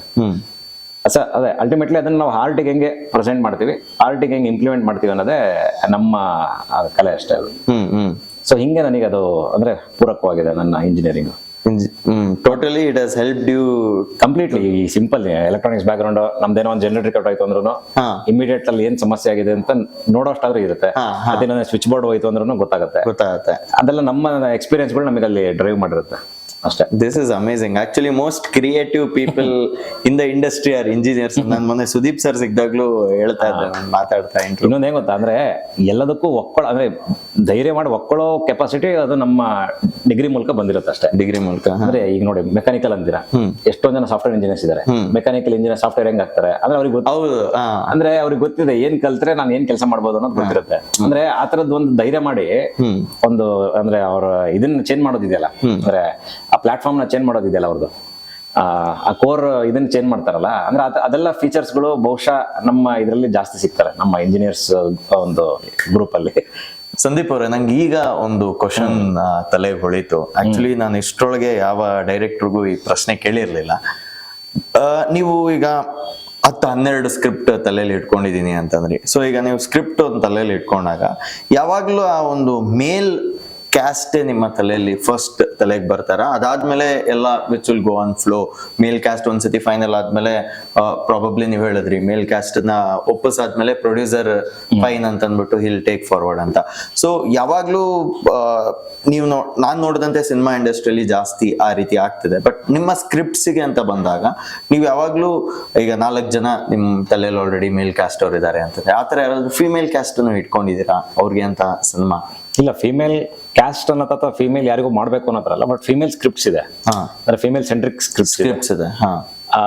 ಆದ್ರೆ ಅದೇ ಹೇಳ್ತಿರೋದು, ಅಂದ್ರೆ ಈಗ ನಾನು ಕತೆಗೆ ನಾನು ಜಾಸ್ತಿ ಒತ್ತು ಕೊಟ್ಟು ಆ ಕತೆ ನಾನು ಯಾರ ಮೂಲಕ ಹೇಳ್ತೀನಿ ಅನ್ನೋದಷ್ಟೇ ಮ್ಯಾಟರ್ ಆಗಿದೆ. ಈ ಪ್ರೊಟಗನಿಸ್ಟ್ ಅಂತ ಹೇಳ್ತಾರಲ್ಲ, ಆ ಪ್ರೊಟಗನಿಸ್ಟ್ ನನಗೆ ಯಾರನ್ನ ಚೂಸ್ ಮಾಡ್ಕೋಬೇಕು ಅನ್ನೋದು ಅಷ್ಟೇ, ಆ ಪರ್ಟಿಕ್ಯುಲರ್ ಕತೆಗೆ ಅಷ್ಟೇ ನಾನು ಥಿಂಕ್ ಮಾಡ್ತೀನಿ.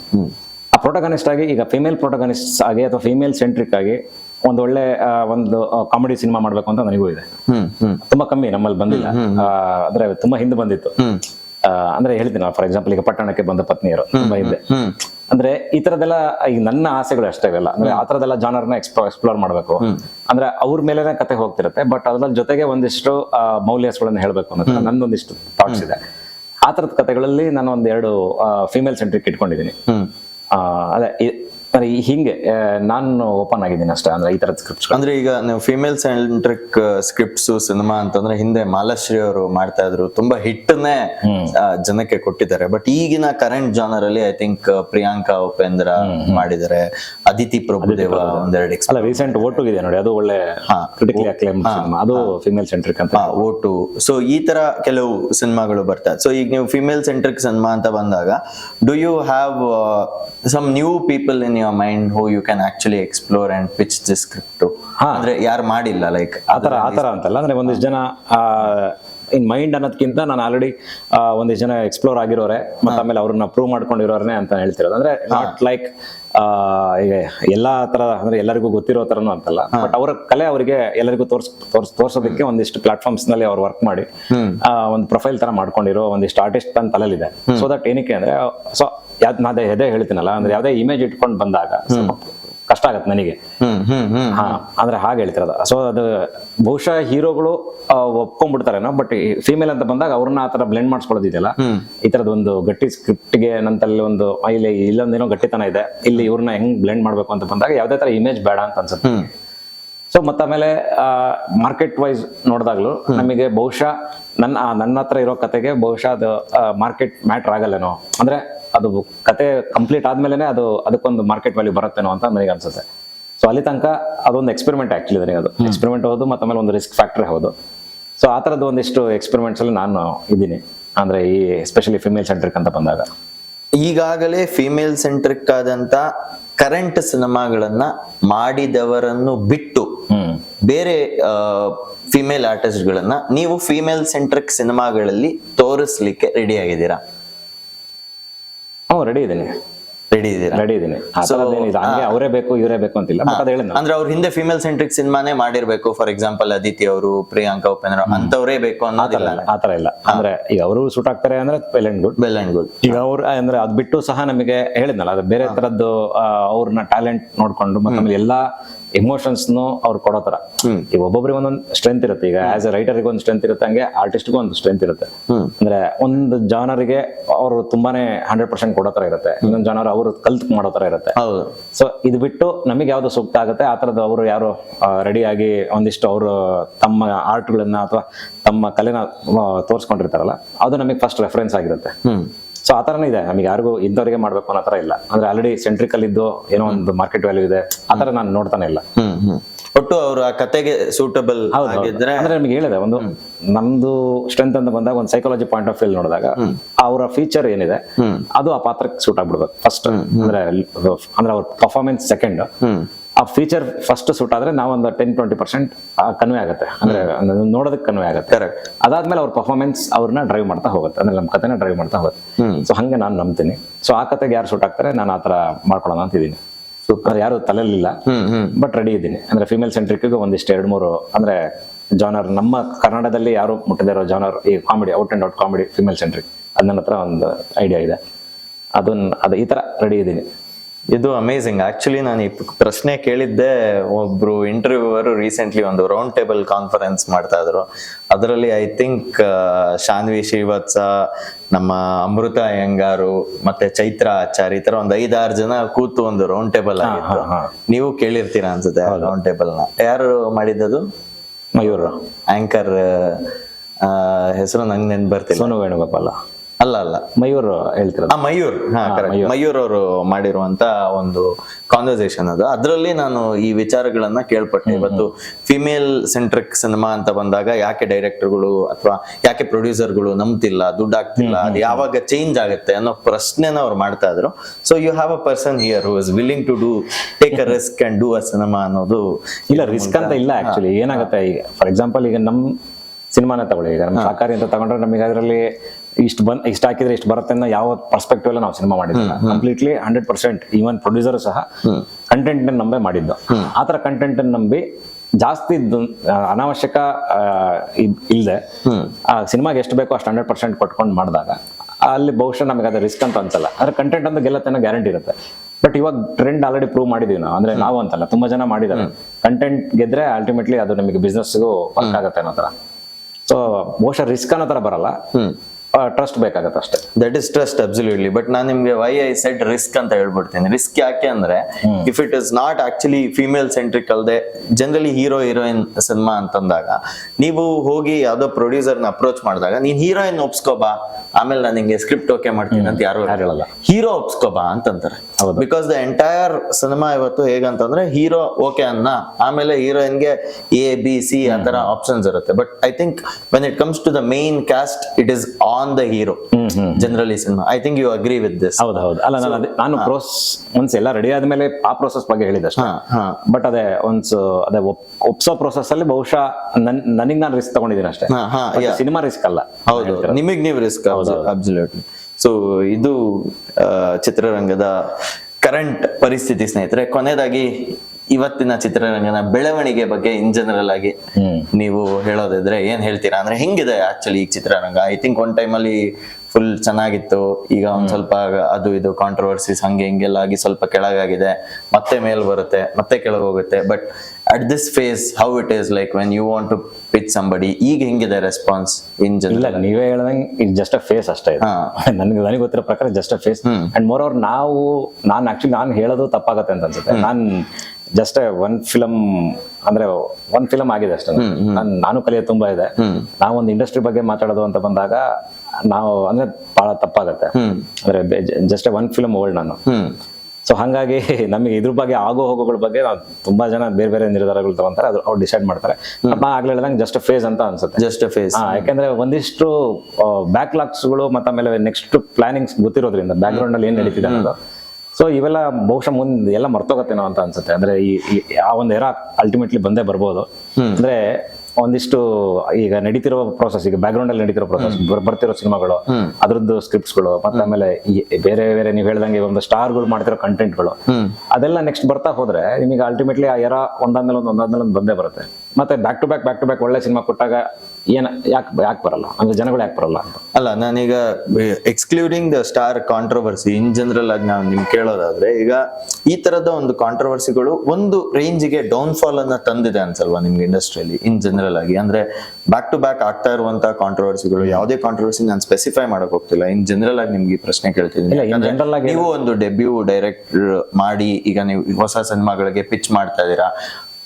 ಇದು ನಾನ್ ಹೇಳ್ತಾ ಇರೋದು ಅವ್ರವ್ರ ಇಂಪ್ಯಾಕ್ಟ್ ಅನ್ನ ಬಿಟ್ಟು ಜನರಲ್ ಹೊಸಬರಿಗೆ ಎಷ್ಟು ಇಂಪ್ಯಾಕ್ಟ್ ಆಗ್ತದೆ ನೀವು ಹೋಗಿ ಒಂದು ಪಿಚ್ ಮಾಡ್ಬೇಕಾದ್ರೆ. ಇನ್ಯಾರಿಗೋ ಬೇಕೇ ಗುರು ಈ ತರ ಅಂದ್ರೆ ನೀವು ಪ್ರೊಡ್ಯೂಸರ್ ಹತ್ರ ಹೋದಾಗ, ಗುರು ಈಗ ಎಲ್ಲಾ ಕನ್ನಡ ಇಂಡಸ್ಟ್ರಿ ಯಾವ್ದು ಸಿನಿಮಾ ನಡೀತಾ ಇಲ್ಲ, ಸಿಕ್ಕಾಪಟ್ಟೆ ಕಾಂಟ್ರವರ್ಸಿ ಅದು ಇದು ಆಗ್ತಿದೆ, ಯಾರು ನೋಡ್ತಾರೆ ಅಂದ್ರೆ ಈ ತರದ್ದು ರೆಸ್ಪಾನ್ಸು ನಿಮ್ಗೆ ಪ್ರೊಡ್ಯೂಸರ್ಸ್ ಗಳಿಂದ ಸಿಕ್ಕಿರ್ಬಹುದು. ಸೊ ಆ ಕಾರಣದಿಂದ ಕೇಳ್ತಿದ್ದೀನಿ, ಏನು ಯಾವ ತರ ನಿಮಗೆ ಆಕ್ಚುಲಿ ಎಫೆಕ್ಟ್ ಆಗ್ತದೆ ಇಂಡೈರೆಕ್ಟ್ಲಿ? ಅಲ್ಲ, ಅದೇ ಈ ಮೊಮೆಂಟಿಗೆ ಅವ್ರ ಆತರ ಥಾಟ್ ಪ್ರೊಸೆಸ್ ಬಂದಿರುತ್ತೆ. ಅಂದ್ರೆ ಡೈರೆಕ್ಟರ್ಗಾಗ್ಲಿ ಆ ಮೊಮೆಂಟಿಗೆ ಬಂದಿರುತ್ತೆ. ಬಟ್ ಅವರಿಗೂ ಗೊತ್ತಿದೆ, ಆ ಪ್ರೊಡ್ಯೂಸರ್ಗೂ ಗೊತ್ತಿರುತ್ತೆ. ಈಗ ಒಂದ್ಸಲ ಬಿಸ್ನೆಸ್ ಅಲ್ಲಿ ಇದ್ದವರಿಗೆ ಆ ಡೌನ್ ಫಾಲ್ಗಳು ಅವ್ರಿಗೆ ಗೊತ್ತಿದೆ. ಯಾವ ಟೈಮಲ್ಲಿ ಮಾರ್ಕೆಟ್ ಎದ್ದೇಳುತ್ತೆ, ಯಾವ ಟೈಮಲ್ಲಿ ಬೀಳುತ್ತೆ. ಇವನ್ ಶೇರ್ ಮಾರ್ಕೆಟ್ ತಗೊಳ್ಳಿ, ಶೇರ್ ಮಾರ್ಕೆಟ್ ಅಲ್ಲೂ ಆ ತರದ ಎಷ್ಟೊಂದು ಡೌನ್ ಫಾಲ್ಸ್ ಇರುತ್ತೆ. ಬಟ್ ಅವನಿಗೆ ಕ್ಲಾರಿಟಿ ಇರುತ್ತೆ, ಓಕೆ ಇಲ್ಲಿ ನಾನು ಬರಲ್ಲ. ಬಟ್ ಅವ್ನ ಹಂಗಂತ ಅವ್ನು ಬಿಟ್ಟೋಗಲ್ಲ. ಅವ್ನಿಗೆ ಗೊತ್ತಿದೆ ಅವ್ನು ಯಾವಾಗ ಬರ್ಬೇಕು, ಯಾವಾಗ ಎದ್ದೇಳದ ಬರ್ಬೇಕು ಅಂತ. ಮತ್ತೆ ಇಂಥ ಟೈಮಲ್ಲಿ ಬಂದಾಗಲೂ ಸಹ ಸಸ್ಟೈನ್ ಆಗೋ ತರ ಪ್ರೊಡ್ಯೂಸರ್ಸು ಇದ್ದಾರೆ. ಅಂದ್ರೆ ಅವ್ರದ್ದು ಒಂದು ಕೆಪಾಸಿಟಿ ಇರುತ್ತೆ, ಅವ್ರದ್ದೊಂದು ಅಥವಾ ಪ್ರೊಡಕ್ಷನ್ಗೆ ಒಂದು ಹೆಸರು ಇರುತ್ತೆ, ಅಥವಾ ಆ ಪ್ರೊಡಕ್ಷನ್ ಇಂದ ಸಿನಿಮಾ ಬಂದ್ರೆ ಅದಕ್ಕೂ ಇದ್ಯಾವ ತರಹದ ಆಯಾಮಗಳು ಸಹ ಅದಕ್ಕೆ ಎಫೆಕ್ಟ್ ಆಗದಿರೋ ತರ ಇರುತ್ತೆ.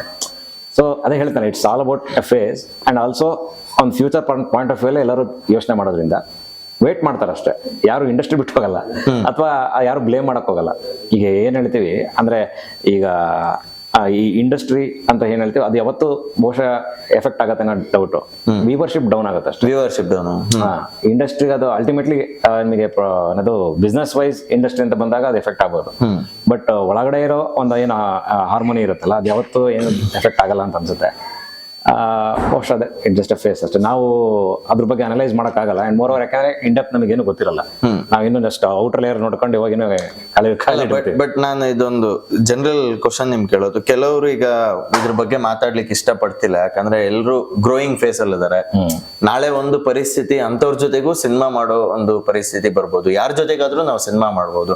ಸೊ ಆವಾಗ ಅವ್ರಿಗೆ ಹೆಂಗೆ ಮುಖ ತೋರ್ಸೋದು, ಅವ್ರ ಜೊತೆ ಹೆಂಗ್ ಸಿನಿಮಾ ಮಾಡೋದು, ಆ ಪ್ರಶ್ನೆ ಕ್ವಶನ್ ಮಾರ್ಕ್ ತುಂಬಾ ಜನರ ಹತ್ರ ಇದೆ ಇನ್ ಜನರಲ್ ಆಗಿ. Do you think that is still existing with everybody ಅಂದ್ರೆ ಈ ವಿಚಾರದ ಬಗ್ಗೆ ಮಾತಾಡೋದಕ್ಕೆ?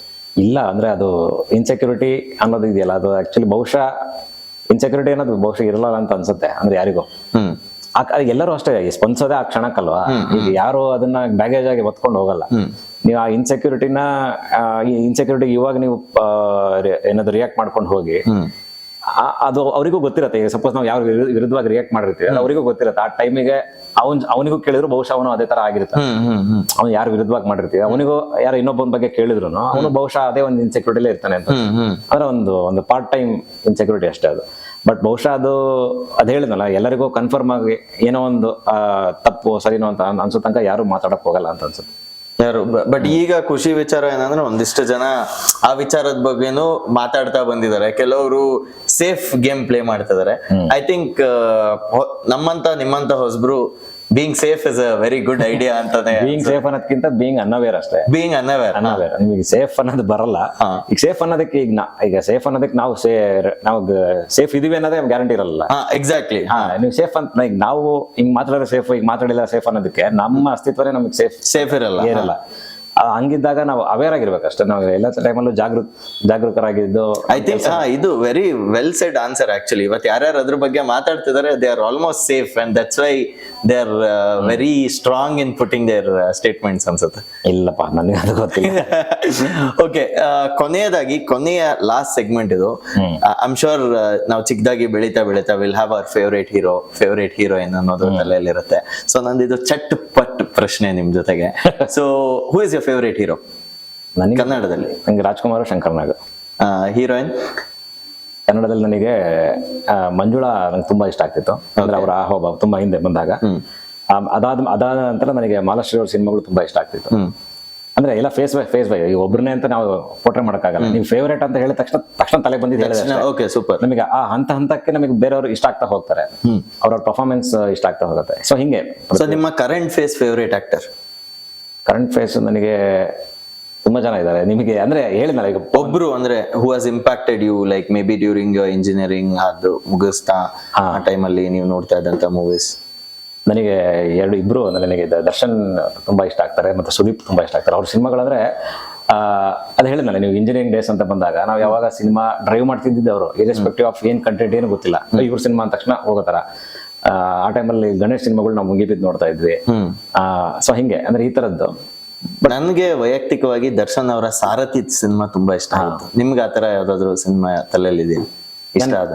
ನನಗೆ ಅವ್ರಿಗೆ ಚಿಂಗಾರಿ ಇಷ್ಟ ಆಗಿತ್ತು. ನನಗೆ ಚಿಂಗಾರಿ ಅಂದ್ರೆ ಪ್ಯೂರ್ ಕಂಟೆಂಟ್ ಗೆ ಅವ್ರು ತುಂಬಾ ಬ್ಲೆಂಡ್. ಹೌದು. ಚಿಂಗಾರಿ ಇಷ್ಟ ಆಗಿತ್ತು, ಸಾರಥಿನೂ ಇಷ್ಟ ಆಗಿತ್ತು. ಮತ್ತೆ ಸುದೀಪ್ ಅವ್ರದ್ದು ಮೈ ಆಟೋಗ್ರಾಫ್ ನನಗೆ ತುಂಬಾ ಇಷ್ಟ. ಮೈ ಆಟೋಗ್ರಾಫ್. ಮತ್ತೆ ಆಮೇಲೆ ನನಗೆ ಯಶ್ ಅವ್ರದ್ದು ನಂಗೆ ಫಸ್ಟ್ ಫಿಲಮ್ ನನಗೆ ಆಕ್ಚುಲಿ ತುಂಬಾ ಇಷ್ಟ ಆಗಿತ್ತು, ಮುಗಿನ ಮನಸ್ಸು. ಅಂದ್ರೆ ಅಲ್ಲಿ ಒಬ್ಬ ಕ್ಯಾರೆಕ್ಟರ್ ಆಗಿ ತುಂಬಾ ಇಷ್ಟ. ಯಾಕೆ ನಾನು ಅವ್ರದ್ದು ಸೀರಿಯಲ್ ನೋಡ್ತಿದ್ದೆ. ನಮ್ಮ ಮನೆಯಲ್ಲಿ ಕುತ್ಕೊಂಡು, ನಮ್ದು ಅವಿಭಕ್ತ ಕುಟುಂಬ, ಎಲ್ಲರೂ ಕುತ್ಕೊಂಡು ನೋಡ್ತಾ ಇದ್ರು. ಅವ್ರದ್ದು ಹೃದಯದಲ್ಲಿ ಸ್ಟಾರ್ಟಿಂಗ್ ಕಾಮಿಡಿ ಪ್ರೀತಿ ಇಲ್ಲ ಯಶ್ ಹೇಳ್ತಿರೋದು. ಯಶ್ ಓಕೆ. ಪ್ರೀತಿ ಇಲ್ಲದ ಮೇಲೆ ಅಂತ ಒಂದು ಸೀರಿಯಲ್ ಅಲ್ಲಿ ಒಂದು ಮಗನ್ ಪಾತ್ರ ಮಾಡ್ತಿದ್ರು. ಅವಾಗಿಂದ ನಾನು ಅವ್ರನ್ನ ಫಾಲೋ ಮಾಡ್ಕೊಂಡ್ ಬಂದಿದ್ದು. ಒಂದು ಕ್ಯಾರೆಕ್ಟರ್ ಆಗಿ ಇಲ್ಲೊಂದು ಸಿನಿಮಾದಲ್ಲಿ ಕಾಣಿಸ್ಕೊಂಡಾಗ ನನಗೆ ಆ ಕ್ಯಾರೆಕ್ಟರ್ ಸಖತ್ ಫ್ಯಾಷನೇಟ್ ಮಾಡಕ್ ಸ್ಟಾರ್ಟ್ ಆಯ್ತು. ಸೊ ಹಿಂಗೆ ಅಂದ್ರೆ ನಾವು ಈ ತರದ್ ಒಂದು ಆರ್ಟ್ ಫಾರ್ಮ್ ಅಲ್ಲಿ ನಮ್ಮನ್ನು ನಾವು ತೊಡಗಿಸ್ಕೊಂಡಿದ್ದು ಇವ್ರು ತುಂಬಾ ಇನ್ಫ್ಲುಯೆನ್ಸ್ ಮಾಡಿದ್ದಾರೆ. ಅಂದ್ರೆ ಅವರವರ ಕೆಲಸಗಳು ನಮಗೆ ತುಂಬಾ ಇನ್ಫ್ಲುಯೆನ್ಸ್ ಆಗಿದೆ. ಅದಾದ್ಮೇಲೆ ಡೈರೆಕ್ಟರ್ಸ್ ಆಗ್ಲಿ ಇರ್ಬೋದು, ಅಂದ್ರೆ ಬೇರೆ ಬೇರೆ ಲ್ಯಾಂಗ್ವೇಜ್ ಡೈರೆಕ್ಟರ್ಸ್, ಹಿಂದಿ ಡೈರೆಕ್ಟರ್. ನಾನು ಸ್ವಲ್ಪ ಹಿಂದಿ ಸಿನಿಮಾ ಜಾಸ್ತಿ ನೋಡ್ತೀನಿ. ಕನ್ನಡ ಬಿಟ್ರೆ ಹಿಂದಿಯಲ್ಲಿ ಯಾರು ನಿಮ್ದು ಫೇವರೇಟ್ ಆಕ್ಟರ್? ಹಿಂದಿಲಿ ನನಗೆ ಅಕ್ಷಯ್ ಕುಮಾರ್ ಇಷ್ಟ ಆಗ್ತಾರೆ. ಏನಕ್ಕೆ? ಓನ್ಲಿ ಬಿಕಾಸ್ ಏನಕ್ಕೆ ಅಂದ್ರೆ ಅವರ ಇರೆಸ್ಪೆಕ್ಟಿವ್ ಆಫ್ ಗೆಲುವು ಸೋಲು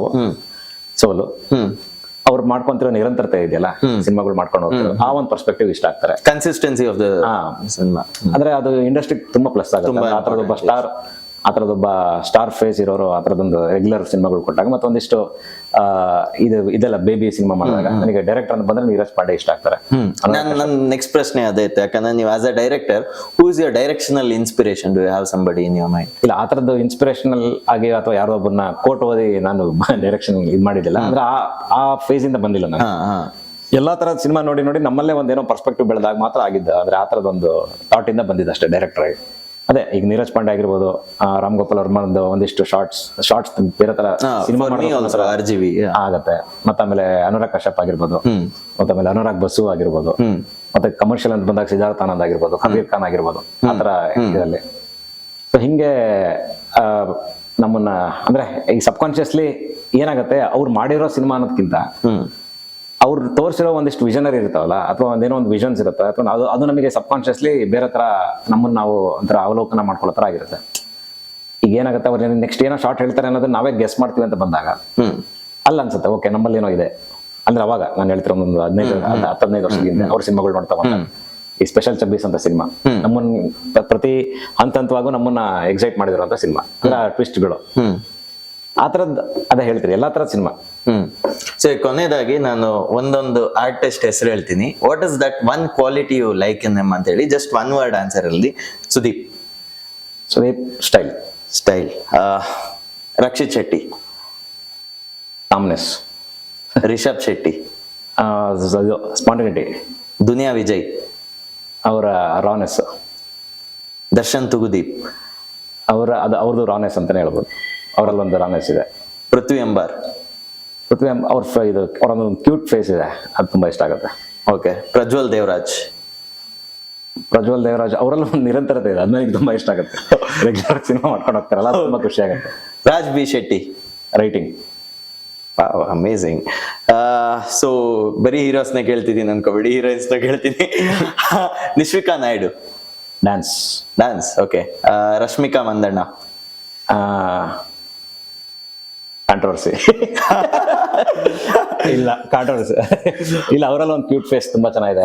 ಅವ್ರು ಆಕ್ಚುಲಿ ಫೋಟೋ ಆಗಿದ್ದೆ ಒಂದು ಕ್ಯೂಟ್ ಫೇಸ್ ಇಂದ, ಅಂದ್ರೆ ಒಂದು ಕನ್ನಡಕ ಹಾಕೊಂಡು ಬಂದ ಅದೇ ಆಕ್ಚುಲಿ ಇಮೇಜ್ ಕೊನೆ ತನಕ ನನಗೆ. ಅವ್ರು ಎಷ್ಟೇ ಇವಾಗ ಒಂದು ಒಳ್ಳೆ ಸ್ಟಾರ್ ಆಗಿದ್ದಾರೆ, ತುಂಬಾ ಖುಷಿ ಆಗುತ್ತೆ. ಬಟ್ ಆ ಒಂದು ಫೇಸ್ ನನಗೆ ನಾವು ಫಸ್ಟ್ ನೋಡಿದ ಫೇಸ್ ಇದೆಲ್ಲ ತುಂಬಾ ಇಷ್ಟ ಆಗುತ್ತೆ. ಅದು ಅಮೃತ ಅಯ್ಯಂಗಾರ್ ಅವ್ರ ಆಕ್ಟಿಂಗ್ ಇಷ್ಟ ಆಗುತ್ತೆ ನನಗೆ ಆಕ್ಚುಲಿ. ಅವ್ರು ತುಂಬಾ ಆರ್ಗ್ಯಾನಿಕ್ ಅಂತ ಅನ್ಸ್ತಾರೆ. Chaitra Achar, performer. Priyanka Upendra. Priyanka Upendra, H2O and Malla, ಅದರಲ್ಲಿ ಅವ್ರ ಆಸ್ ಅ ಹೀರೋಯಿನ್ ಆಗಿ ತುಂಬಾ ಇಷ್ಟ ನನಗೆ. ಓಕೆ, ಎರಡು ಸಿನಿಮಾ ಫಸ್ಟ್ ಇಮೇಜ್ ಬರೋದೇ ಅದು. ಅದಿತಿ ಪ್ರಭುದೇವ. ಅದಿತಿ ಪ್ರಭುದೇವ ಆಕ್ಚುಲಿ ನಾನು ನೋಡಿರೋ ಸಿನಿಮಾಗಳಲ್ಲಿ ಮಿಡ್ ಶಾಟ್ ಅಲ್ಲಿ ತುಂಬಾ ಚೆನ್ನಾಗಿ ಕಾಣ್ತಾರೆ ಅವರು. ಮಿಡ್ ಶಾಟ್ ಅಂತ ನಾವು ಹೇಳ್ತೀವಿ ನಮ್ಮ ಸಿನಿಮಾ ಮೇಕಿಂಗ್ ಅಲ್ಲಿ. ಮಿಡ್ ಶಾಟ್ ಮತ್ತೆ 3/4 ಅಲ್ಲಿ ತುಂಬಾ ಚೆನ್ನಾಗಿ ಕಾಣ್ತಾರೆ. ನನಗೆ ಆ ಫೀಚರೇ ಇಷ್ಟ ಅವರಿಗೆ, ಅಂದ್ರೆ ಅವರಲ್ಲಿ ಆ ಫೀಚರ್ ಅಂದ್ರೆ ಒಂದು ಟೋನ್ಡ್ ಫೇಸ್ ಇದೆ ಅವರಲ್ಲಿ, ಅದು ತುಂಬಾ ಇಷ್ಟ. ಸಂಯುಕ್ತ ಹೆಗಡೆ. ಅಂಡ್ ಅಗೇನ್ ಡ್ಯಾನ್ಸ್, ಅವರು ತುಂಬಾ ಎನರ್ಜೆಟಿಕ್ ಆಗಿ ಡ್ಯಾನ್ಸ್ ಮಾಡ್ತಾರೆ, ಅದು ನೋಡ್ಲಿಕ್ಕೆ ಇಷ್ಟ. ಸಂಯುಕ್ತ ಹೊರನಾಡ್. ಅಗೇನ್ ಪರ್ಫಾರ್ಮರ್, ಅಂದ್ರೆ ಒಳ್ಳೆ ಕ್ಯಾರೆಕ್ಟರ್ ಫೇಸ್ ಇದೆ ಮತ್ತೆ ಒಳ್ಳೆ ಪರ್ಫಾರ್ಮರ್ ಅವರು. ಓಕೆ, ಸೊ ಈಗ ನಾನು ಫೈನಲಿ ಒಂದಿಷ್ಟು ಸೀನಿಯರ್ ಪೀಪಲ್ ಹೆಸರು ತಗೊಂತೀನಿ. ಐ ಆಮ್ ಶೋರ್ ನೀವು ಅವರಿಂದ ಸಿಕ್ಕಾಪಟ್ಟೆ ಇನ್ಸ್ಪಿರೇಷನ್ ಡ್ರೈವ್ ಮಾಡಿರ್ತೀರಾ. First and foremost Uppi sir. Sir only uniqueness ಅಷ್ಟೇ. ಆ ಯುನೀಕ್ನೆಸ್ ಇದೆಯಲ್ಲ, ಅಂದ್ರೆ ಟ್ರೆಂಡ್ ಸೆಟ್ಟಿಂಗ್ ಆಟಿಟ್ಯೂಡ್ ಇದೆಯಲ್ಲ, ಅಥವಾ ಅವ್ರದಲ್ಲಿ ಒಂದು ಥಾಟ್ ಪ್ರೊಸೆಸ್ ಇದೆಯಲ್ಲ, ಅದು ತುಂಬಾ ಇನ್ಸ್ಪೈರ್ ಆಗಿದೆ. ವಿಷ್ಣುವರ್ಧನ್. ಆ ಚಾರ್ಮ್. ಶಂಕರ್ ನಾಗ್. ಅದು ಆಕ್ಟಿವ್, ಅಂದ್ರೆ ಆ ಒಂದು ಕ್ವಿಕ್ ವಿಟೆಡ್ ಆಕ್ಟಿವ್ನೆಸ್ ಇದೆಯಲ್ಲ, ಅಂದ್ರೆ ಅವರು ಮಾಡ್ತಿದ್ದೆ ಅದೇ ಆ ಒಂದು ನಿರಂತರತೆ ಬಹಳ ಇಷ್ಟ ಆಗುತ್ತೆ ನನಗೆ. ಅನಂತ್ ನಾಗ್. Again charm. ಅವ್ರು ಅದೇ ಅವರೆಲ್ಲ ಆಕ್ಚುಲಿ ಏನಕ್ಕೆ ಇದಾಗಿರ್ತಾರ ನಮಗೆ, ಅಂದ್ರೆ ಅವರೆಲ್ಲ ಫೇಮಸ್ ಆಗಿದೆ ಆ ಒಂದು ಇದಕ್ಕೆ. ಸಖತ್ ಚಾರ್ಮ್ ಆರ್ಟಿಸ್ಟ್ ಮತ್ತೆ ಒಳ್ಳೆ ಪರ್ಫಾರ್ಮರ್, ಮತ್ತೆ ಅವ್ರ ಹಿನ್ನೆಲೆ ತುಂಬಾ ಚೆನ್ನಾಗಿದೆ. ಅದೇ ಅವರ ಚಾರ್ಮೇ ತುಂಬಾ ಇಷ್ಟ, ಮತ್ತೆ ಆಕ್ಟಿಂಗು ತುಂಬಾ ಇಷ್ಟ ಆಗುತ್ತೆ. ಅಂಬರೀಷ್ ಅಣ್ಣ. ಅವ್ರು ಒಂದಿಷ್ಟು ಈ ಅವ್ರನ್ನ ನೋಡಿದ ತಕ್ಷಣ ನಮಗೆ ಫಸ್ಟ್ ನನಗೆ ನೆನಪಾಗದೆ ಫಸ್ಟ್ ನೆನಪಾಗೋ ಸಿನಿಮಾನೇ ಅವರು ಯಾವುದು ಎಷ್ಟು ಹೆಸರೇ ಮಾಡ್ತಾಯಿತ್ತು, ಈ ಹ್ಯೂಮನ್ ವ್ಯಾಲ್ಯೂಸ್ ಕಟ್ಕೊಡುವಂತ ಒಂದಿಷ್ಟು ಸಿನಿಮಾಗಳು ಮಾಡಿದ್ರು. ಸಡನ್ ಆಗಿ ಆ ತರದ್ ಬಿಟ್ಟು ಒಂದಿಷ್ಟು ಕಮರ್ಷಿಯಲ್ ಸಿನಿಮಾಗಳಿಗೆ ಬಂದ್ರು, ಈ ಚಕ್ರವ್ಯೂಹ ಆ ತರದ್ದೆಲ್ಲ. ಸೊ ಆ ಒಂದು ಫೇಸ್ ಇದೆಯಲ್ಲ, ಆ ಒಂದು ಫೇಸ್ ನನಗೆ ಫಸ್ಟ್ ನೆನಪಾಗುತ್ತೆ ಅಂಬರೀಷ್ ಅಣ್ಣ ಅಂತ ಬಂದಾಗ. ಅದಾದ್ಮೇಲೆ ಒಡ ಹುಟ್ಟಿದವರೆಲ್ಲ ಅವ್ರು ಮಾಡಿದ ಪಾತ್ರ. ಆದ್ರೆ ಹಿಂಗೆ ಅಂಬರೀಷ್ ಅಣ್ಣ ಅಂತ ಬಂದಾಗ ಅದು ಫಸ್ಟ್ ನಾವು ಅಣ್ಣ ಅಂತಲಕ್ಕಾಗಲ್ಲ, ಅಂದ್ರೆ ಅವ್ರ ಅಂಬರೀಷ್ ಸರ್ಗೆ ಬಹುಶಃ ಆ ಇಮೇಜ್ ನಾನು ಹೇಳ್ತೀನಲ್ಲ, ನೀವು ಹೇಳಿದ ತಕ್ಷಣ ಹೆಸರು ಹೇಳಿದ ತಕ್ಷಣ ಏನ್ ಇಮೇಜ್ ಬರ್ತೀವಿ ಅದನ್ನ ಹೇಳ್ತಾ ಇದ್ದೀನಿ ಅಷ್ಟೇ. ನನಗೆ ತಕ್ಷಣ ಬರೋದು ಆ ಇಮೇಜ್. ಒಡ ಹುಟ್ಟಿದವರು ಬಿಟ್ರೆ ಹಿಂದೆ ತಾಯಿ ಕೊಟ್ಟ ಸೀರೆ ಅಂತ ಒಂದು ಹಾಡು ಬರುತ್ತಲ್ಲ, ಶ್ರುತಿ ಮೇಡಮ್ದು ಮತ್ತೆ ಆಮೇಲೆ ಅವ್ರದೆಲ್ಲ. ಸೊ ಆ ಒಂದು ಸಿನಿಮಾಗಳ ಹೆಸರು ಬರುತ್ತೆ. ಮತ್ತೆ ಚಕ್ರವ್ಯೂಹ ಸಿನಿಮಾದಲ್ಲಿ ಅವ್ರ ಆಕ್ಟಿಂಗ್, ಮತ್ತೆ ಆಪರೇಷನ್ ಅಂತ. ಅಂಬರೀಷ್ ಅಣ್ಣ ತಕ್ಷಣ ಅಂತ ಬಂದ್ಬಿಡುತ್ತೆ ಬಾಯಿಗೆ. ಪುನೀತ್ ರಾಜ್ಕುಮಾರ್. ಅದು ಅವ್ರ ಸ್ಮೈಲ್ ಸಖತ್ ಇಷ್ಟ, ಮತ್ತೆ ಅವರ ಸಿಂಪ್ಲಿಸಿಟಿ, ಮತ್ತೆ ಅವರು ನೇಚರ್ಗೆ ಕೊಡ್ತಿದ್ದ ಪ್ರೀತಿ, ಮತ್ತೆ ಮಕ್ಕಳಿಗೆ ಕೊಡ್ತಿದ್ದ ಪ್ರೀತಿ ತುಂಬಾ ಇಷ್ಟ. ರಾಘಣ್ಣ. ಅವರು ತುಂಬಾ ಹಿಂದೆ ಒಂದು ಸಿನಿಮಾ ಯಾವುದೋ ನಿವೇದಿತಾ ಜೈನ್ ಅವ್ರ ಜೊತೆ ಒಂದು ಸಿನಿಮಾ ಮಾಡಿದ್ರು. ಆ ಸಿನಿಮಾನೇ ನಂಗೆ ಕೊನೆ ತನಕ ಇಮೇಜ್ ತಲೆಯಲ್ಲಿರೋದು. ಮತ್ತೆ ಆಮೇಲೆ ಗಜಪತಿ ಗರ್ವಭಂಗ. ಅದೇ ಅವರಲ್ಲಿ ಆ ಒಂದು ಕ್ವಿಕ್ ಕ್ಯಾರೆಕ್ಟರ್ ಇತ್ತು, ಒಂದು ಆರ್ಗ್ಯಾನಿಕ್ ಕ್ಯಾರೆಕ್ಟರ್. ಅದು ಅಂದ್ರೆ ಒಂದು ಸಡನ್ ಆಗಿ ಒಂದು ಪರ್ಫಾರ್ಮ್ ಮಾಡ್ತೀವಿ ಅಂತ ಬಂದಾಗ ಏನೋ ಒಂದು ರೆಸ್ಪಾನ್ಸ್ ಇದೆಯಲ್ಲ, ಆ ರೆಸ್ಪಾನ್ಸ್ ಅವರಲ್ಲಿ ತುಂಬಾ ಇಷ್ಟ ಆಗ್ತಿತ್ತು ನನಗೆ. ಈ ಗಜಪತಿ ಗರ್ವಭಂಗದಲ್ಲಿ ಅವ್ರು ಮಾಡ್ತಿದ್ದ ಒಂದು ಕ್ಯಾರೆಕ್ಟರ್, ಅದು ಬಿಟ್ರೆ ಇನ್ನೊಂದು ಯಾವ್ದೋ ಒಂದು ಕಡಲು ತೀರದ ಒಂದು ಯಾವ್ದೋ ಒಂದು ಕತೆ. ಡಾಕ್ಟರ್ ಶಿವರಾಜ್ ಕುಮಾರ್ ಅವರ ಎಮೋಷನ್ಸ್, ಅಂದ್ರೆ ಅವರ ಹೊರಗಾಗ್ತಾರಲ್ಲ, ತುಂಬಾ ಇಷ್ಟ ಆಗುತ್ತೆ ಸಿನಿಮಾದಲ್ಲಿ. ಮತ್ತೆ ಆಮೇಲೆ ಅವ್ರ ಡ್ಯಾನ್ಸ್ ಮತ್ತೆ ಅವ್ರ ವ್ಯಕ್ತಿತ್ವ. ಮತ್ತೆ ಇವಾಗ ಅವ್ರನ್ನ ಅಂದ್ರೆ ಒಂದಿಷ್ಟು ಅವರು ನಿರಂತರವಾಗಿ ಸಿನಿಮಾ ಮಾಡ್ತಾರಲ್ಲ, ಅದು ಸಾಕು ಖುಷಿ ಕೊಡುತ್ತೆ. ಸೋಲಿ ಗೆಲ್ಲಿ ಬಟ್ ಒಂದು ಸಿನಿಮಾ ಮಾಡ್ಬೇಕು ಅಂತ ಎಲ್ಲರಿಗೂ ಒಂದು ಕೊಡ್ತಾ ಇದಾರೆ. ಮತ್ತೆ ಇನ್ನೊಂದು ಖುಷಿ ಆಗತ್ತೆ ಅಂದ್ರೆ ಅವರು ಬೇರೆ ಭಾಷೆ ಸಿನಿಮಾಗಳು ಮಾಡಿಲ್ಲ, ರೀಮೇಕ್ಗಳು ಕಮ್ಮಿ, ಅದು ಖುಷಿ ಆಗತ್ತೆ. ಓಕೆ, ನಾನು ಕಡೆ ಪರ್ಸನ್ ಹೆಸರನ್ನ ತಗೊಳ್ಳೋದಕ್ಕೂ ಮುಂಚೆ ನೀವು ಇದೆಲ್ಲ ಹೇಳಾದ್ಮೇಲೆ ನಂಗೊಂದು ಪ್ರಶ್ನೆ ಅಪಿಯರ್ ಆಯ್ತು. ಇವತ್ತು ಅಟ್ ಪ್ರೆಸೆಂಟ್ ಆರಾದಲ್ಲಿ the number of cinemas these heroes are actors are doing ಸಿಕ್ಕಾಪಟ್ಟೆ ಕಡಿಮೆ ಆಗಿದೆ ಅನ್ನುವಂತ ಒಂದು ಕಂಪ್ಲೇಂಟ್ ಇದೆ ಜನರದ್ದು, ಜನರಲ್ ಆಗಿ. ಆಸ್ ಅ ಡೈರೆಕ್ಟರ್ ನಿಮ್ದು ಆ ಕಂಪ್ಲೇಂಟ್ ಇದೆಯಾ? ಕಂಪ್ಲೇಂಟ್ ಅಂದ್ರೆ ಮುಂಚೆ ಆಸ್ ಎ ವ್ಯೂವರ್ ಆಗೇ ಇತ್ತು ನನಗೆ. ಬಟ್ ಒನ್ಸ್ ಈಗ ವಿತ್ ಇನ್ ದ ಇಂಡಸ್ಟ್ರಿ ಅಂತ ಬಂದಾಗ ಅದ್ರ ಆಗು ಹೋಗುಗಳಾಗಲೇ ಹೇಳ್ದಂಗೆ ಗೊತ್ತಿರೋದ್ರಿಂದ ಬಹುಶಃ ಅದು ಬರಲ್ಲ ಅನ್ಸುತ್ತೆ. ನೆಕ್ಸ್ಟ್ ಬಹುಶಃ ನಿರಂತರವಾಗಿ ಸಿನಿಮಾಗಳು ಬರುತ್ತೆ ಅಂತ ಅನ್ಸುತ್ತೆ. ಅಂದ್ರೆ ಪ್ರೊಸೆಸ್ ಬ್ಯಾಕ್ ಗ್ರೌಂಡ್ ಅಲ್ಲಿ ಗೊತ್ತಿರೋದ್ರಿಂದ ಆಗ್ತಿರೋದು, ಬಹುಶಃ ಅದು ನೆಕ್ಸ್ಟ್ ಆ ಒಂದು ಬರ್ಡನ್ ಇರಲ್ಲ ಅಂತ ಅನ್ಸುತ್ತೆ. ಅಂದ್ರೆ ಈಗ ಕೆಲವು ಸತಿ ಒಂದ್ ಹೀರೋ ಒಂದು 2 ವರ್ಷಕ್ಕೆ ಒಂದ್ ಸಿನಿಮಾ ಆತರ ಮಾಡ್ತಿದಾರೆ. ಬಟ್ ಅದ್ರ ಬಗ್ಗೆ ತುಂಬಾ ಜನ ಫ್ಯಾನ್ಸ್ದು ತಕರಾರಿದೆ, ಪಬ್ಲಿಕ್ದು ತಕರಾರಿದೆ, ಡೈರೆಕ್ಟರ್ಗಳದ್ದು ತಕರಾರಿದೆ. ಡೈರೆಕ್ಟರ್ ಹೆಂಗೆ ಅಂತಂದ್ರೆ ನಮ್ಗೆ ಆ ಟೈಮ್ಗೆ ಹೀರೋ ಸಿಕ್ತಿಲ್ಲ, ಆ ತರದ್ದು ಒಂದು ಕಂಪ್ಲೇಂಟ್, ಅಥವಾ ಒಳ್ಳೆ ಸ್ಕ್ರಿಪ್ಟ್ ಸಿಕ್ತಿಲ್ಲ ಅನ್ನುವಂಥದ್ದು. ಇಲ್ಲ, ಅದೇ ಇರುತ್ತೆ. ಈಗ ಒಳ್ಳೆ ಸ್ಕ್ರಿಪ್ಟ್ ಸಿಕ್ತಿಲ್ಲ ಅನ್ನೋದೇ ಮೇಜರ್ ಫ್ಯಾಕ್ಟರ್ ಆಗುತ್ತೆ. ಆ ಥರದ್ದು ರೆಗ್ಯುಲರ್ ಬ್ಯಾಕ್ ಟು ಬ್ಯಾಕ್ ಆ ಥರದ್ದೇನೋ ಒಂದು ಫೇಲ್ಯೂರ್ ಆದಾಗ ನೆಕ್ಸ್ಟ್ ಸ್ವಲ್ಪ ತುಂಬಾ ಸೂಕ್ಷ್ಮವಾಗಿ ಹೆಜ್ಜೆ ಇಡೋಣ ಅನ್ನೋ ಥರ ಅವ್ರದ್ದೊಂದು ಪರ್ಸ್ಪೆಕ್ಟಿವ್ ಇರುತ್ತೆ ಹೀರೋಗಳದ್ದು. ಸೊ ಆ ಒಂದು ಇದರಲ್ಲೇ ಸ್ವಲ್ಪ ವೇಟ್ ಮಾಡ್ತಿದ್ರೇನೋ ಅಂತ ಅನ್ಸುತ್ತೆ. ಬಟ್ ಇದೆಲ್ಲ ಬಹುಶಃ ಸ್ಟಾಪ್ ಆಗುತ್ತೇನೋ ಅಂತ ಈಗ ಗೊತ್ತಿದೆ. ಅಂದ್ರೆ ಒಂದಿಷ್ಟು ನನ್ನ ಸುತ್ತಮುತ್ತ ವಲಯದಲ್ಲೇ ಒಂದಿಷ್ಟು ಮಾತುಗಳು ಕೇಳಿದಾಗಲೇ ಗೊತ್ತಿರುತ್ತೆ, ಓಕೆ ನೆಕ್ಸ್ಟ್ ಬಹುಶಃ ಇದೇನೂ ಆಗಲ್ಲ. ಎಲ್ಲರೂ ಒಂದು ಈ ಕಡೆ ಕಾಂಟೆಂಟ್ ಮಾಡ್ತಾರೆ, ಈ ಕಡೆ ಕಮರ್ಷಿಯಲ್ ಮಾಡ್ತಾರೆ, ಎಲ್ಲಾ ತರ ಸಿನಿಮಾಗಳು ಮಾಡ್ತಾ ಇದ್ದಾರೆ ಅನ್ನೋ ತರ ಅದು. ಆದ್ರೆ ಅದೇ ಒಂದು ವರ್ಷ 2 ವರ್ಷದಿಂದ ಕೇಳಿದ್ರೆ ಇದಕ್ಕೆ ನಾನು ಹೌದು ನನಗೂ ಬೇಜಾರಿದೆ ಅಂತ ಹೇಳ್ಬೋದಿತ್ತು. ಬಟ್ ಇವಾಗ ಆ ಬೇಜಾರಿಲ್ಲ. ಬೇಜಾರು ಇಲ್ಲ. ಸೊ OTT ಏನಾದ್ರೂ ಕಂಪ್ಲೀಟ್ ಆಗಿ ಥಿಯೇಟರ್ಸ್ ಗಳನ್ನ ಟೇಕ್ ಓವರ್ ಮಾಡಿದೆ ಅನ್ಸುತ್ತಾ ನಿಮ್ಗೀಗ? ಇಲ್ಲ, ಪರ್ಸ್ಪೆಕ್ಟಿವ್ ಟೇಕ್ ಓವರ್ ಮಾಡಿದೆ. ಅಂದ್ರೆ ಈಗ ತುಂಬಾ ಚೆನ್ನಾಗಿರೋ ಸಿನಿಮಾ ಅದಂತೂ ಹೌದು, ಈಗ ತುಂಬಾ ಚೆನ್ನಾಗಿರೋ ಸಿನಿಮಾ, ಬಟ್ ಯಾವುದೋ ಹೊಸ ಸಿನಿಮಾ, ಹೊಸಬ್ರು ಸಿನಿಮಾ ಅಂತ ಬಂದಾಗ ಬಿಡು OTT ಬರುತ್ತಲ್ಲ ನೋಡ್ಕೊಳ್ಳೋಣ ಅನ್ನೋ ಒಂದು ಪರ್ಸ್ಪೆಕ್ಟಿವ್ ಅಂತ ಇದೆ, ಇವಾಗಲೂ ಇದೆ. ಅದನ್ನ ಟೇಕ್ ಓವರ್ ಮಾಡ್ಬೇಕು ಅಥವಾ ನಾವು ಒಂದು ಥಿಯೇಟರ್ ಎಕ್ಸ್ಪೀರಿಯನ್ಸ್ ಕೊಡ್ಬೇಕು ಅಂದ್ರೆ ಬ್ಯಾಕ್ ಟು ಬ್ಯಾಕ್ ಆ ತರ ಸಿನಿಮಾಗಳು ಬರ್ತಾ ಇರ್ಬೇಕು ಅಷ್ಟೇ. ಅದು ರೆಗ್ಯುಲರ್ ಬೇಸಿಸ್ ಅಲ್ಲಿ ಬರ್ಬೇಕು. ಬ್ಯಾಕ್ ಟು ಬ್ಯಾಕ್ ಅಂದ ತಕ್ಷಣ ಅದು ವರ್ಷಕ್ಕೊಂದು ಬರೋದು ಅಂತಲ್ಲ, ರೆಗ್ಯುಲರ್ ಬೇಸಿಸ್ ಅಲ್ಲಿ. ಈಗ ತಿಂಗಳಿಗೆ ಒಂದೊಂದು ಸಿನಿಮಾ ಟಾಕ್ ಆಗ್ತಿದೆ ಅಂದ್ರೂ ಜನಕ್ಕೆ ಆರಾಮಾಗಿ ಡ್ರೈವ್ ಮಾಡ್ಬೋದು ಅಂದ್ರೆ ಥಿಯೇಟರ್ಗೆ ಅಂತ ಅನ್ಸುತ್ತೆ. But I think recently Uppi sir ಅವರು ಸಿನಿಮಾನ ರಿಲೀಸ್ ಮಾಡಿದ್ರು, ಅವಾಗ್ಲೂ ಸಹ ಥಿಯೇಟರ್ ಹೌಸ್ಫುಲ್ ಆಗಿ ಜನ ಬಂದು ನೋಡಿದ್ರು. ಸೊ ಅಂದ್ರೆ ಆಗಿನ ಕಾಲದ ಒಂದು ಸಿನಿಮಾಗಳು ಅಷ್ಟು ಇಂಪ್ಯಾಕ್ಟ್ ಅನ್ನ ಇವತ್ತೂ ಸಹ ಕೊಡ್ಬೋದು ಅಂದ್ರೆ what is the reason? Theatre experience ಅಷ್ಟೇ. ಅಂದ್ರೆ ಆ ಥಿಯೇಟರ್ ಎಕ್ಸ್ಪೀರಿಯನ್ಸ್ ಜನಕ್ಕೆ ಒಂದು ಎಮೋಷನ್ ಇರುತ್ತೆ. ಈಗ ನೀವು ರಾಜ್ಕುಮಾರ್ ಸಿನಿಮಾ ನೋಡ್ತೀನಿ ಅಂದ್ರೂ ಇವಾಗಿನ ಟ್ರೆಂಡಿಗೆ ಹಿಂಗಿದೆ ಅಂತ ಅನ್ಕೊಂಡು ರಾಜ್ಕುಮಾರ್ ಸಿನಿಮಾ ನೋಡಲ್ಲ. ಅವಾಗ ಹಿಂಗ್ ಮಾಡಿರಲ್ಲ ಅನ್ನೋ ಥಾಟ್ ಪ್ರೊಸೆಸ್ ಅಲ್ಲೇ ನೋಡಿ ಅದನ್ನ ನೀವು ಖುಷಿ ಪಟ್ಕೊಂಡು ಹೋಗ್ತಿರಲ್ವಾ. ಸೊ ಆ ಒಂದು ಎಮೋಷನ್ ಅಲ್ಲೇ ಇವಾಗ ನೋಡಿರ್ತಾರೆ ಅಷ್ಟೇ. ಈಗ ಹಂಗಂತ ನೀವು ಸಿನಿಮಾ ರಿಲೀಸ್ ಆಯ್ತು ಅಂದ ತಕ್ಷಣ ಅದು 100 days ಓಡಿತು ಅಂತ ಹೇಳಕ್ಕಾಗಲ್ಲ. ಆ ಒಂದು ಫಸ್ಟ್ ಎಮೋಷನ್ ಏನಿದೆ ಅದಕ್ಕೋಸ್ಕರ ಜನ ನೋಡ್ತಾರೆ. ಆ ಒಂದು ಥಿಯೇಟರ್ ಎಕ್ಸ್ಪೀರಿಯನ್ಸ್ ಫೀಲ್ಗೋಸ್ಕರ ನೋಡ್ತಾರೆ. ಆ ತನ್ನ ಇಷ್ಟಪಟ್ಟಿರೋ ಒಬ್ಬ ಸ್ಟಾರ್ ಅಲ್ಲಿ ಮಾಡ್ತೀನಿ ಅಂತ ಆ ಒಂದು ಆರಾಗೋಸ್ಕರ ಹೋಗ್ತಾರೆ. ಅದಷ್ಟೇ ನಮ್ಮನ್ನ ಆಡಿಯನ್ಸ್ ನ ಡ್ರೈವ್ ಮಾಡೋದು. ಅಂದ್ರೆ ಅಲ್ಟಿಮೇಟ್ಲಿ 1-2 ಗಂಟೆ ತನ್ನೆಲ್ಲ ಇದನ್ನ ಬಿಟ್ಟು ಅಲ್ಲಿ ತೊಡಗಿಸ್ಕೋಬೇಕಲ್ವಾ. ಅಂದ್ರೆ ಅವನನ್ನ ಮರಿಬೇಕಲ್ವಾ, ಯಾವ್ದೋ ಇನ್ನೊಬ್ರ ಕತೆಗೆ ಅವ್ನು ಮರಿಬೇಕಲ್ವಾ. ಅದಕ್ಕೋಸ್ಕರ ಥಿಯೇಟರ್ ಬೇಕು. That's amazing. ಆಕ್ಚುಲಿ ನನ್ನ ಕೊನೆಯ ಪರ್ಸನ್ ಯಾರು ಅಂತ ಕೇಳೋ ಜಾಗದಲ್ಲೇ ನೀವು ಆನ್ಸರ್ ತಗೋ ಬಂದ್ಬಿಟ್ರಿ. ಡಾಕ್ಟರ್ ರಾಜ್ಕುಮಾರ್ ಅವರಿಂದ ನೀವು ಕಲಿಯುವಂತ ಒಂದು ಕ್ವಾಲಿಟಿ, ಅವ್ರ ವಾಟ್ ಇಸ್ ಹೌ ಕಲಿಯೋ ಕ್ವಾಲಿಟಿ ಅನ್ನೋದಕ್ಕಿಂತ ನಾವು ಇರೋದೇ ರಾಜ್ಕುಮಾರ್ ಇರೋ, ಅಂದ್ರೆ ರಾಜ್ಕುಮಾರ್ ಅವ್ರು ಕಟ್ಕೊಟ್ಟಿರೋ ಇದ್ರಲ್ಲಿ ಇಂಡಸ್ಟ್ರಿಯಲ್ಲಿ. ಈಗ ಅವರೇ ಇಂಡಸ್ಟ್ರಿ, ಅವ್ರಿಲ್ಲ ಅಂದ್ರೆ ಏನು ಇಲ್ಲ ಅನ್ನೋ ತರ ಆಗಿದೆ. ಅಷ್ಟು ತರಹೇವಾರಿ ಸಿನಿಮಾಗಳನ್ನ ಮಾಡ್ಕೊಂಡ್ ಬಂದಿರೋದು. ಅಂದ್ರೆ ಎಲ್ಲ ಜಾನರ್ ಇದೆ. ಈಗ ಅವ್ರು ಮಾಡಿಲ್ಲ ಅನ್ನೋದೇನಿಲ್ಲ. ಈಗ ಆಡು ಮುಟ್ಟದ ಸಪ್ಪಿಲ್ಲ ಅನ್ನೋ ತರ ನಾವೇನು ಹೊಸ ಕಥೆ ಏನು ಇಲ್ಲ ನಮ್ದು. ನಾವೇನಿರೋ ಹೊಸ ಪ್ರೆಸೆಂಟೇಶನ್ ಅಷ್ಟೇ. ನಮ್ದು ಯಾರು ಹೊಸ ಕತೆ ನಾನೇನೋ ಸಖತ್ತಾಗಿ ಕತೆ ಮಾಡಿದೀನಿ ಅಂದ್ರೆ ಅದು ಯಾವ್ದೋ ಒಂದು ಟೈಮಲ್ಲಿ ರಾಜ್ಕುಮಾರ್ ಮಾಡಿರ್ತಾರೆ. ಆ ತರ ಇರೋ ಒಬ್ಬ ವ್ಯಕ್ತಿ ಬಗ್ಗೆ ನಾವು ಮಾತಾಡೋದು. ಆಕ್ಚುಲಿ ನಾನ್ ತುಂಬಾ ಸಣ್ಣವನು. ಬಟ್ ಅವ್ರನ್ನ ನೀವು ಲೈಕ್ ನೋಡಿದಾಗ ಕಲಿಯುವಂತ ಒಂದು ಕ್ವಾಲಿಟಿ, ಲೈಕ್ ಒನ್ ವರ್ಡ್ ಅಲ್ಲಿ ಅವ್ರನ್ನ ಡಿಸ್ಕ್ರೈಬ್ ಮಾಡ್ಬೇಕಂದ್ರೆ ಹೆಂಗ್ ಮಾಡ್ತೀವಿ? ಮೇನ್ ಸಿಂಪ್ಲಿಸಿಟಿನೇ. ಯಾಕೆ ಆ ಸಿಂಪ್ಲಿಸಿಟಿ ಬಹಳ ಮ್ಯಾಟರ್ ಆಗುತ್ತೆ ಒಬ್ಬ ನಟನಿಗೆ. ಅದನ್ನ ಕ್ಯಾರಿ ಮಾಡೋದು ಕಷ್ಟ, ಮತ್ತೆ ಅದನ್ನ ಅಳವಡಿಸ್ಕೊಳ್ಳೋದು ತುಂಬಾ ಕಷ್ಟ. ಅದು ಆಕ್ಚುಲಿ ಅವ್ರ ಆ ತರದ ಒಬ್ಬ ವ್ಯಕ್ತಿ ಮಾಡಿದಾರೆ ಅಂತಂದ್ರೆ ಅದಕ್ಕೆ ನಾವು ಒಂದು ದೇವರ ಸ್ಥಾನದಲ್ಲಿ ಅವ್ರನ್ನ ಇಟ್ಟಿರೋ ಕಾರಣ. ಅದು ತುಂಬಾ ಕಷ್ಟ. ಒಬ್ಬ ನಟನ ಯಾವ್ದೋ ಒಬ್ಬ ಸಕ್ಸಸ್, ಅಷ್ಟು ಬ್ಯಾಕ್ ಟು ಬ್ಯಾಕ್ ಸಕ್ಸಸ್ ಕಂಡಿರೋ ನಟ ಒಂದು ಸಿಂಪಲ್ ಆಗಿ ಒಂದು ಪಬ್ಲಿಕ್ ಲೈಫಲ್ಲಿ ತನ್ನನ್ನು ತಾನು ತೊಡಗಿಸ್ಕೊಳ್ಳೋದಿರ್ಬೋದು, ಮತ್ತೆ ಆ ಮಗುನಂತ ಮನಸ್ಸಿರ್ಬೋದು, ಜನಗಳನ್ನ ಮಾತಾಡಿಸ್ತಿದ್ದಿರ್ಬೋದು. ನಾವು ಯಾವ್ದು ನೋಡಿಲ್ಲ ಆಕ್ಚುಲಿ, ನಾವೆಲ್ಲ ಕೇಳಿದೀವಿ. ಮತ್ತೆ ಅದಕ್ಕೆಲ್ಲ ಪುರಾವೆ ಇದೆ. ತುಂಬಾ ದೊಡ್ಡವ್ರು ಮಾತಾಡಿರೋದನ್ನ ನಾವು ಕೇಳಿರೋದಲ್ಲ. ಮತ್ತೆ ಅದ್ಯಾವ್ದು ತಪ್ಪಲ್ವಲ್ಲ. ಅಂದ್ರೆ ಅವ್ರು ಯಾರು ಮಾತಾಡಿರೋದೆಲ್ಲ ಸುಳ್ಳು ಅಲ್ಲ, ಎಲ್ಲದಕ್ಕೂ ಪುರಾವೆ ಇದೆ. ಮತ್ತೆ ಅಂದ್ರೆ ಅವರೆಲ್ಲ ಇದ್ದವ್ರು ಹಂಗೆ, ಅವ್ರನ್ನೆಲ್ಲ ಹಂಗೆ ಡ್ರೈವ್ ಮಾಡಿದ್ರೆ ನಮ್ಗೆ ಇಡೀ ಇಂಡಸ್ಟ್ರಿನೇ ಬೆಳೆಸಿದವರು. ನಾನು ಈ ಪ್ರಶ್ನೆ ಹೆಂಗ್ ಕೇಳೋದು ಗೊತ್ತಿಲ್ಲ, ಬಟ್ ರಾಜ್ಕುಮಾರ್ ತೀರೋದಾಗ ನೀವೆಲ್ಲಿದ್ರಿ? ಬೆಂಗಳೂರಲ್ಲಿದ್ದೆ, ಫಸ್ಟ್ ಇಯರ್ ಇಂಜಿನಿಯರಿಂಗ್. ಅವಾಗಿನ್ನು ಬೆಂಗಳೂರಿಗೆ ಬಂದವನು. ಬೆಂಗಳೂರನ್ನೋ ಭಯದಲ್ಲಿ ಇದ್ದಾಗಲೇ ಈ ತರದೊಂದು ದೊಡ್ಡ ಒಂಥರ ಆತಂಕ ಕಾಡಿತ್ತು ಅವಾಗ. ಓಕೆ, ಬೆಂಗಳೂರಲ್ಲೇ ಇದ್ದಿದ್ದು. ಅದಾದ್ಮೇಲೆ ಅದೇ ರಜಾ ಸಿಕ್ತು ಅಂತ ಬಿಟ್ಟು Shivamogga ಹೋಗಿದ್ದಷ್ಟೇ.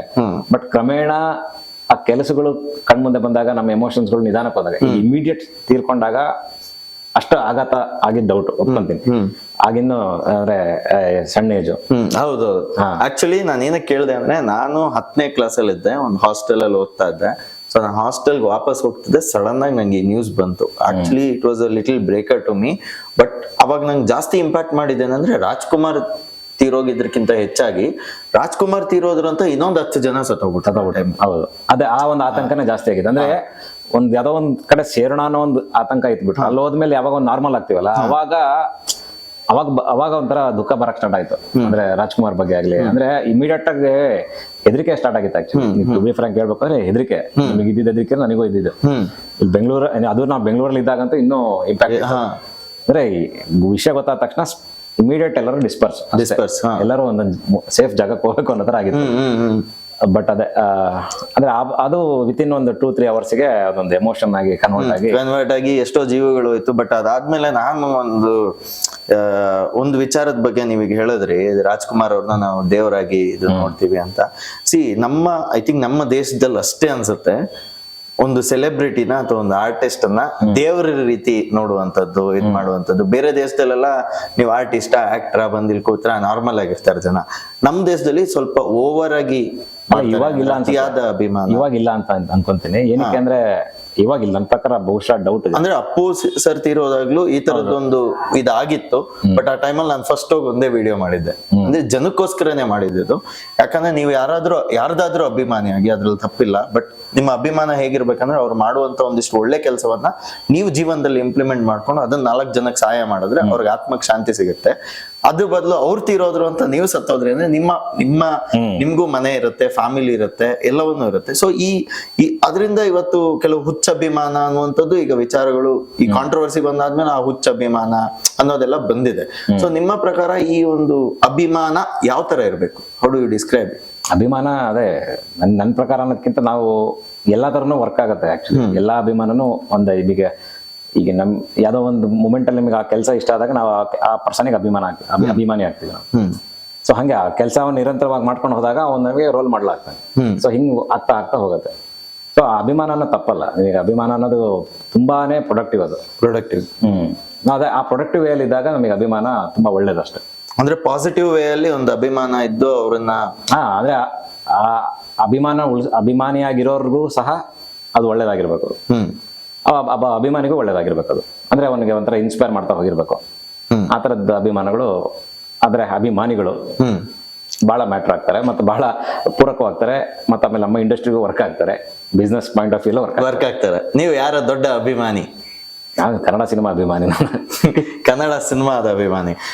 It was amazing Sandeep ಅವರೇ ನಿಮ್ ಜೊತೆ ಮಾತಾಡ್ತಾ. ಸೊ ಹೇಗಿತ್ತು ಈ ಹಳ್ಳಿ ಕಟ್ಟೆ ಎಕ್ಸ್ಪೀರಿಯನ್ಸ್? ಐ ಥಿಂಕ್ ಹಳ್ಳಿ ಕಟ್ಟೆ ತರಾನೇ ಇದೆ ನಮ್ದು.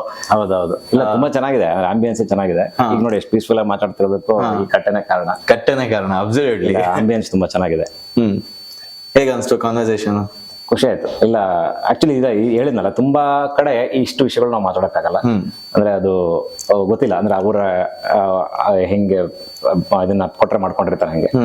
ಬಟ್ ಈ ಒಂದಿಷ್ಟು ಇನ್ಸೈಟ್ಗಳನ್ನಾಗ್ಲಿ ಅಥವಾ ನಮ್ಮ ಬಗ್ಗೆ ಆಗ್ಲಿ ಅಥವಾ ನಮ್ಮ ಮುಂದಿನ ಪ್ಲಾನ್ಸ್ ಬಗ್ಗೆ ಹೇಳ್ಕೊಂಡಿದ್ದು ಅದು ಬಹಳ ಖುಷಿ ಇದೆ. ನೀವು ತುಂಬಾ ಚೆನ್ನಾಗಿ ನಡ್ಸ್ಕೊಟ್ರಿ, ತುಂಬಾ ಚೆನ್ನಾಗಿ ಒಳ್ಳೊಳ್ಳೆ ಕ್ವಶನ್ ಕೇಳಿದ್ರಿ, ತಲೆ ತಿಂದ್ರಿ, ತಲೆ ಕೈ ಹಾಕಿದ್ರಿ. ತಲೆ ತಿಂದ್ರಿ ಅನ್ನೋಕ್ಕಿಂತ ತಲೆ ಕೈ ಹಾಕಿದ್ರಿ. ಖುಷಿ ಆಯ್ತು, ತುಂಬಾ ಚೆನ್ನಾಗಿ. ಅಮೇಸಿಂಗ್. ಒಳ್ಳೇದಾಗ್ಲಿ ನಿಮ್ಗೆ. ಮುಂದಿನ ದಿನಗಳಲ್ಲಿ ಒಳ್ಳೆ ಸಿನಿಮಾಗಳನ್ನ ಮಾಡ್ತಾ ಇರಿ.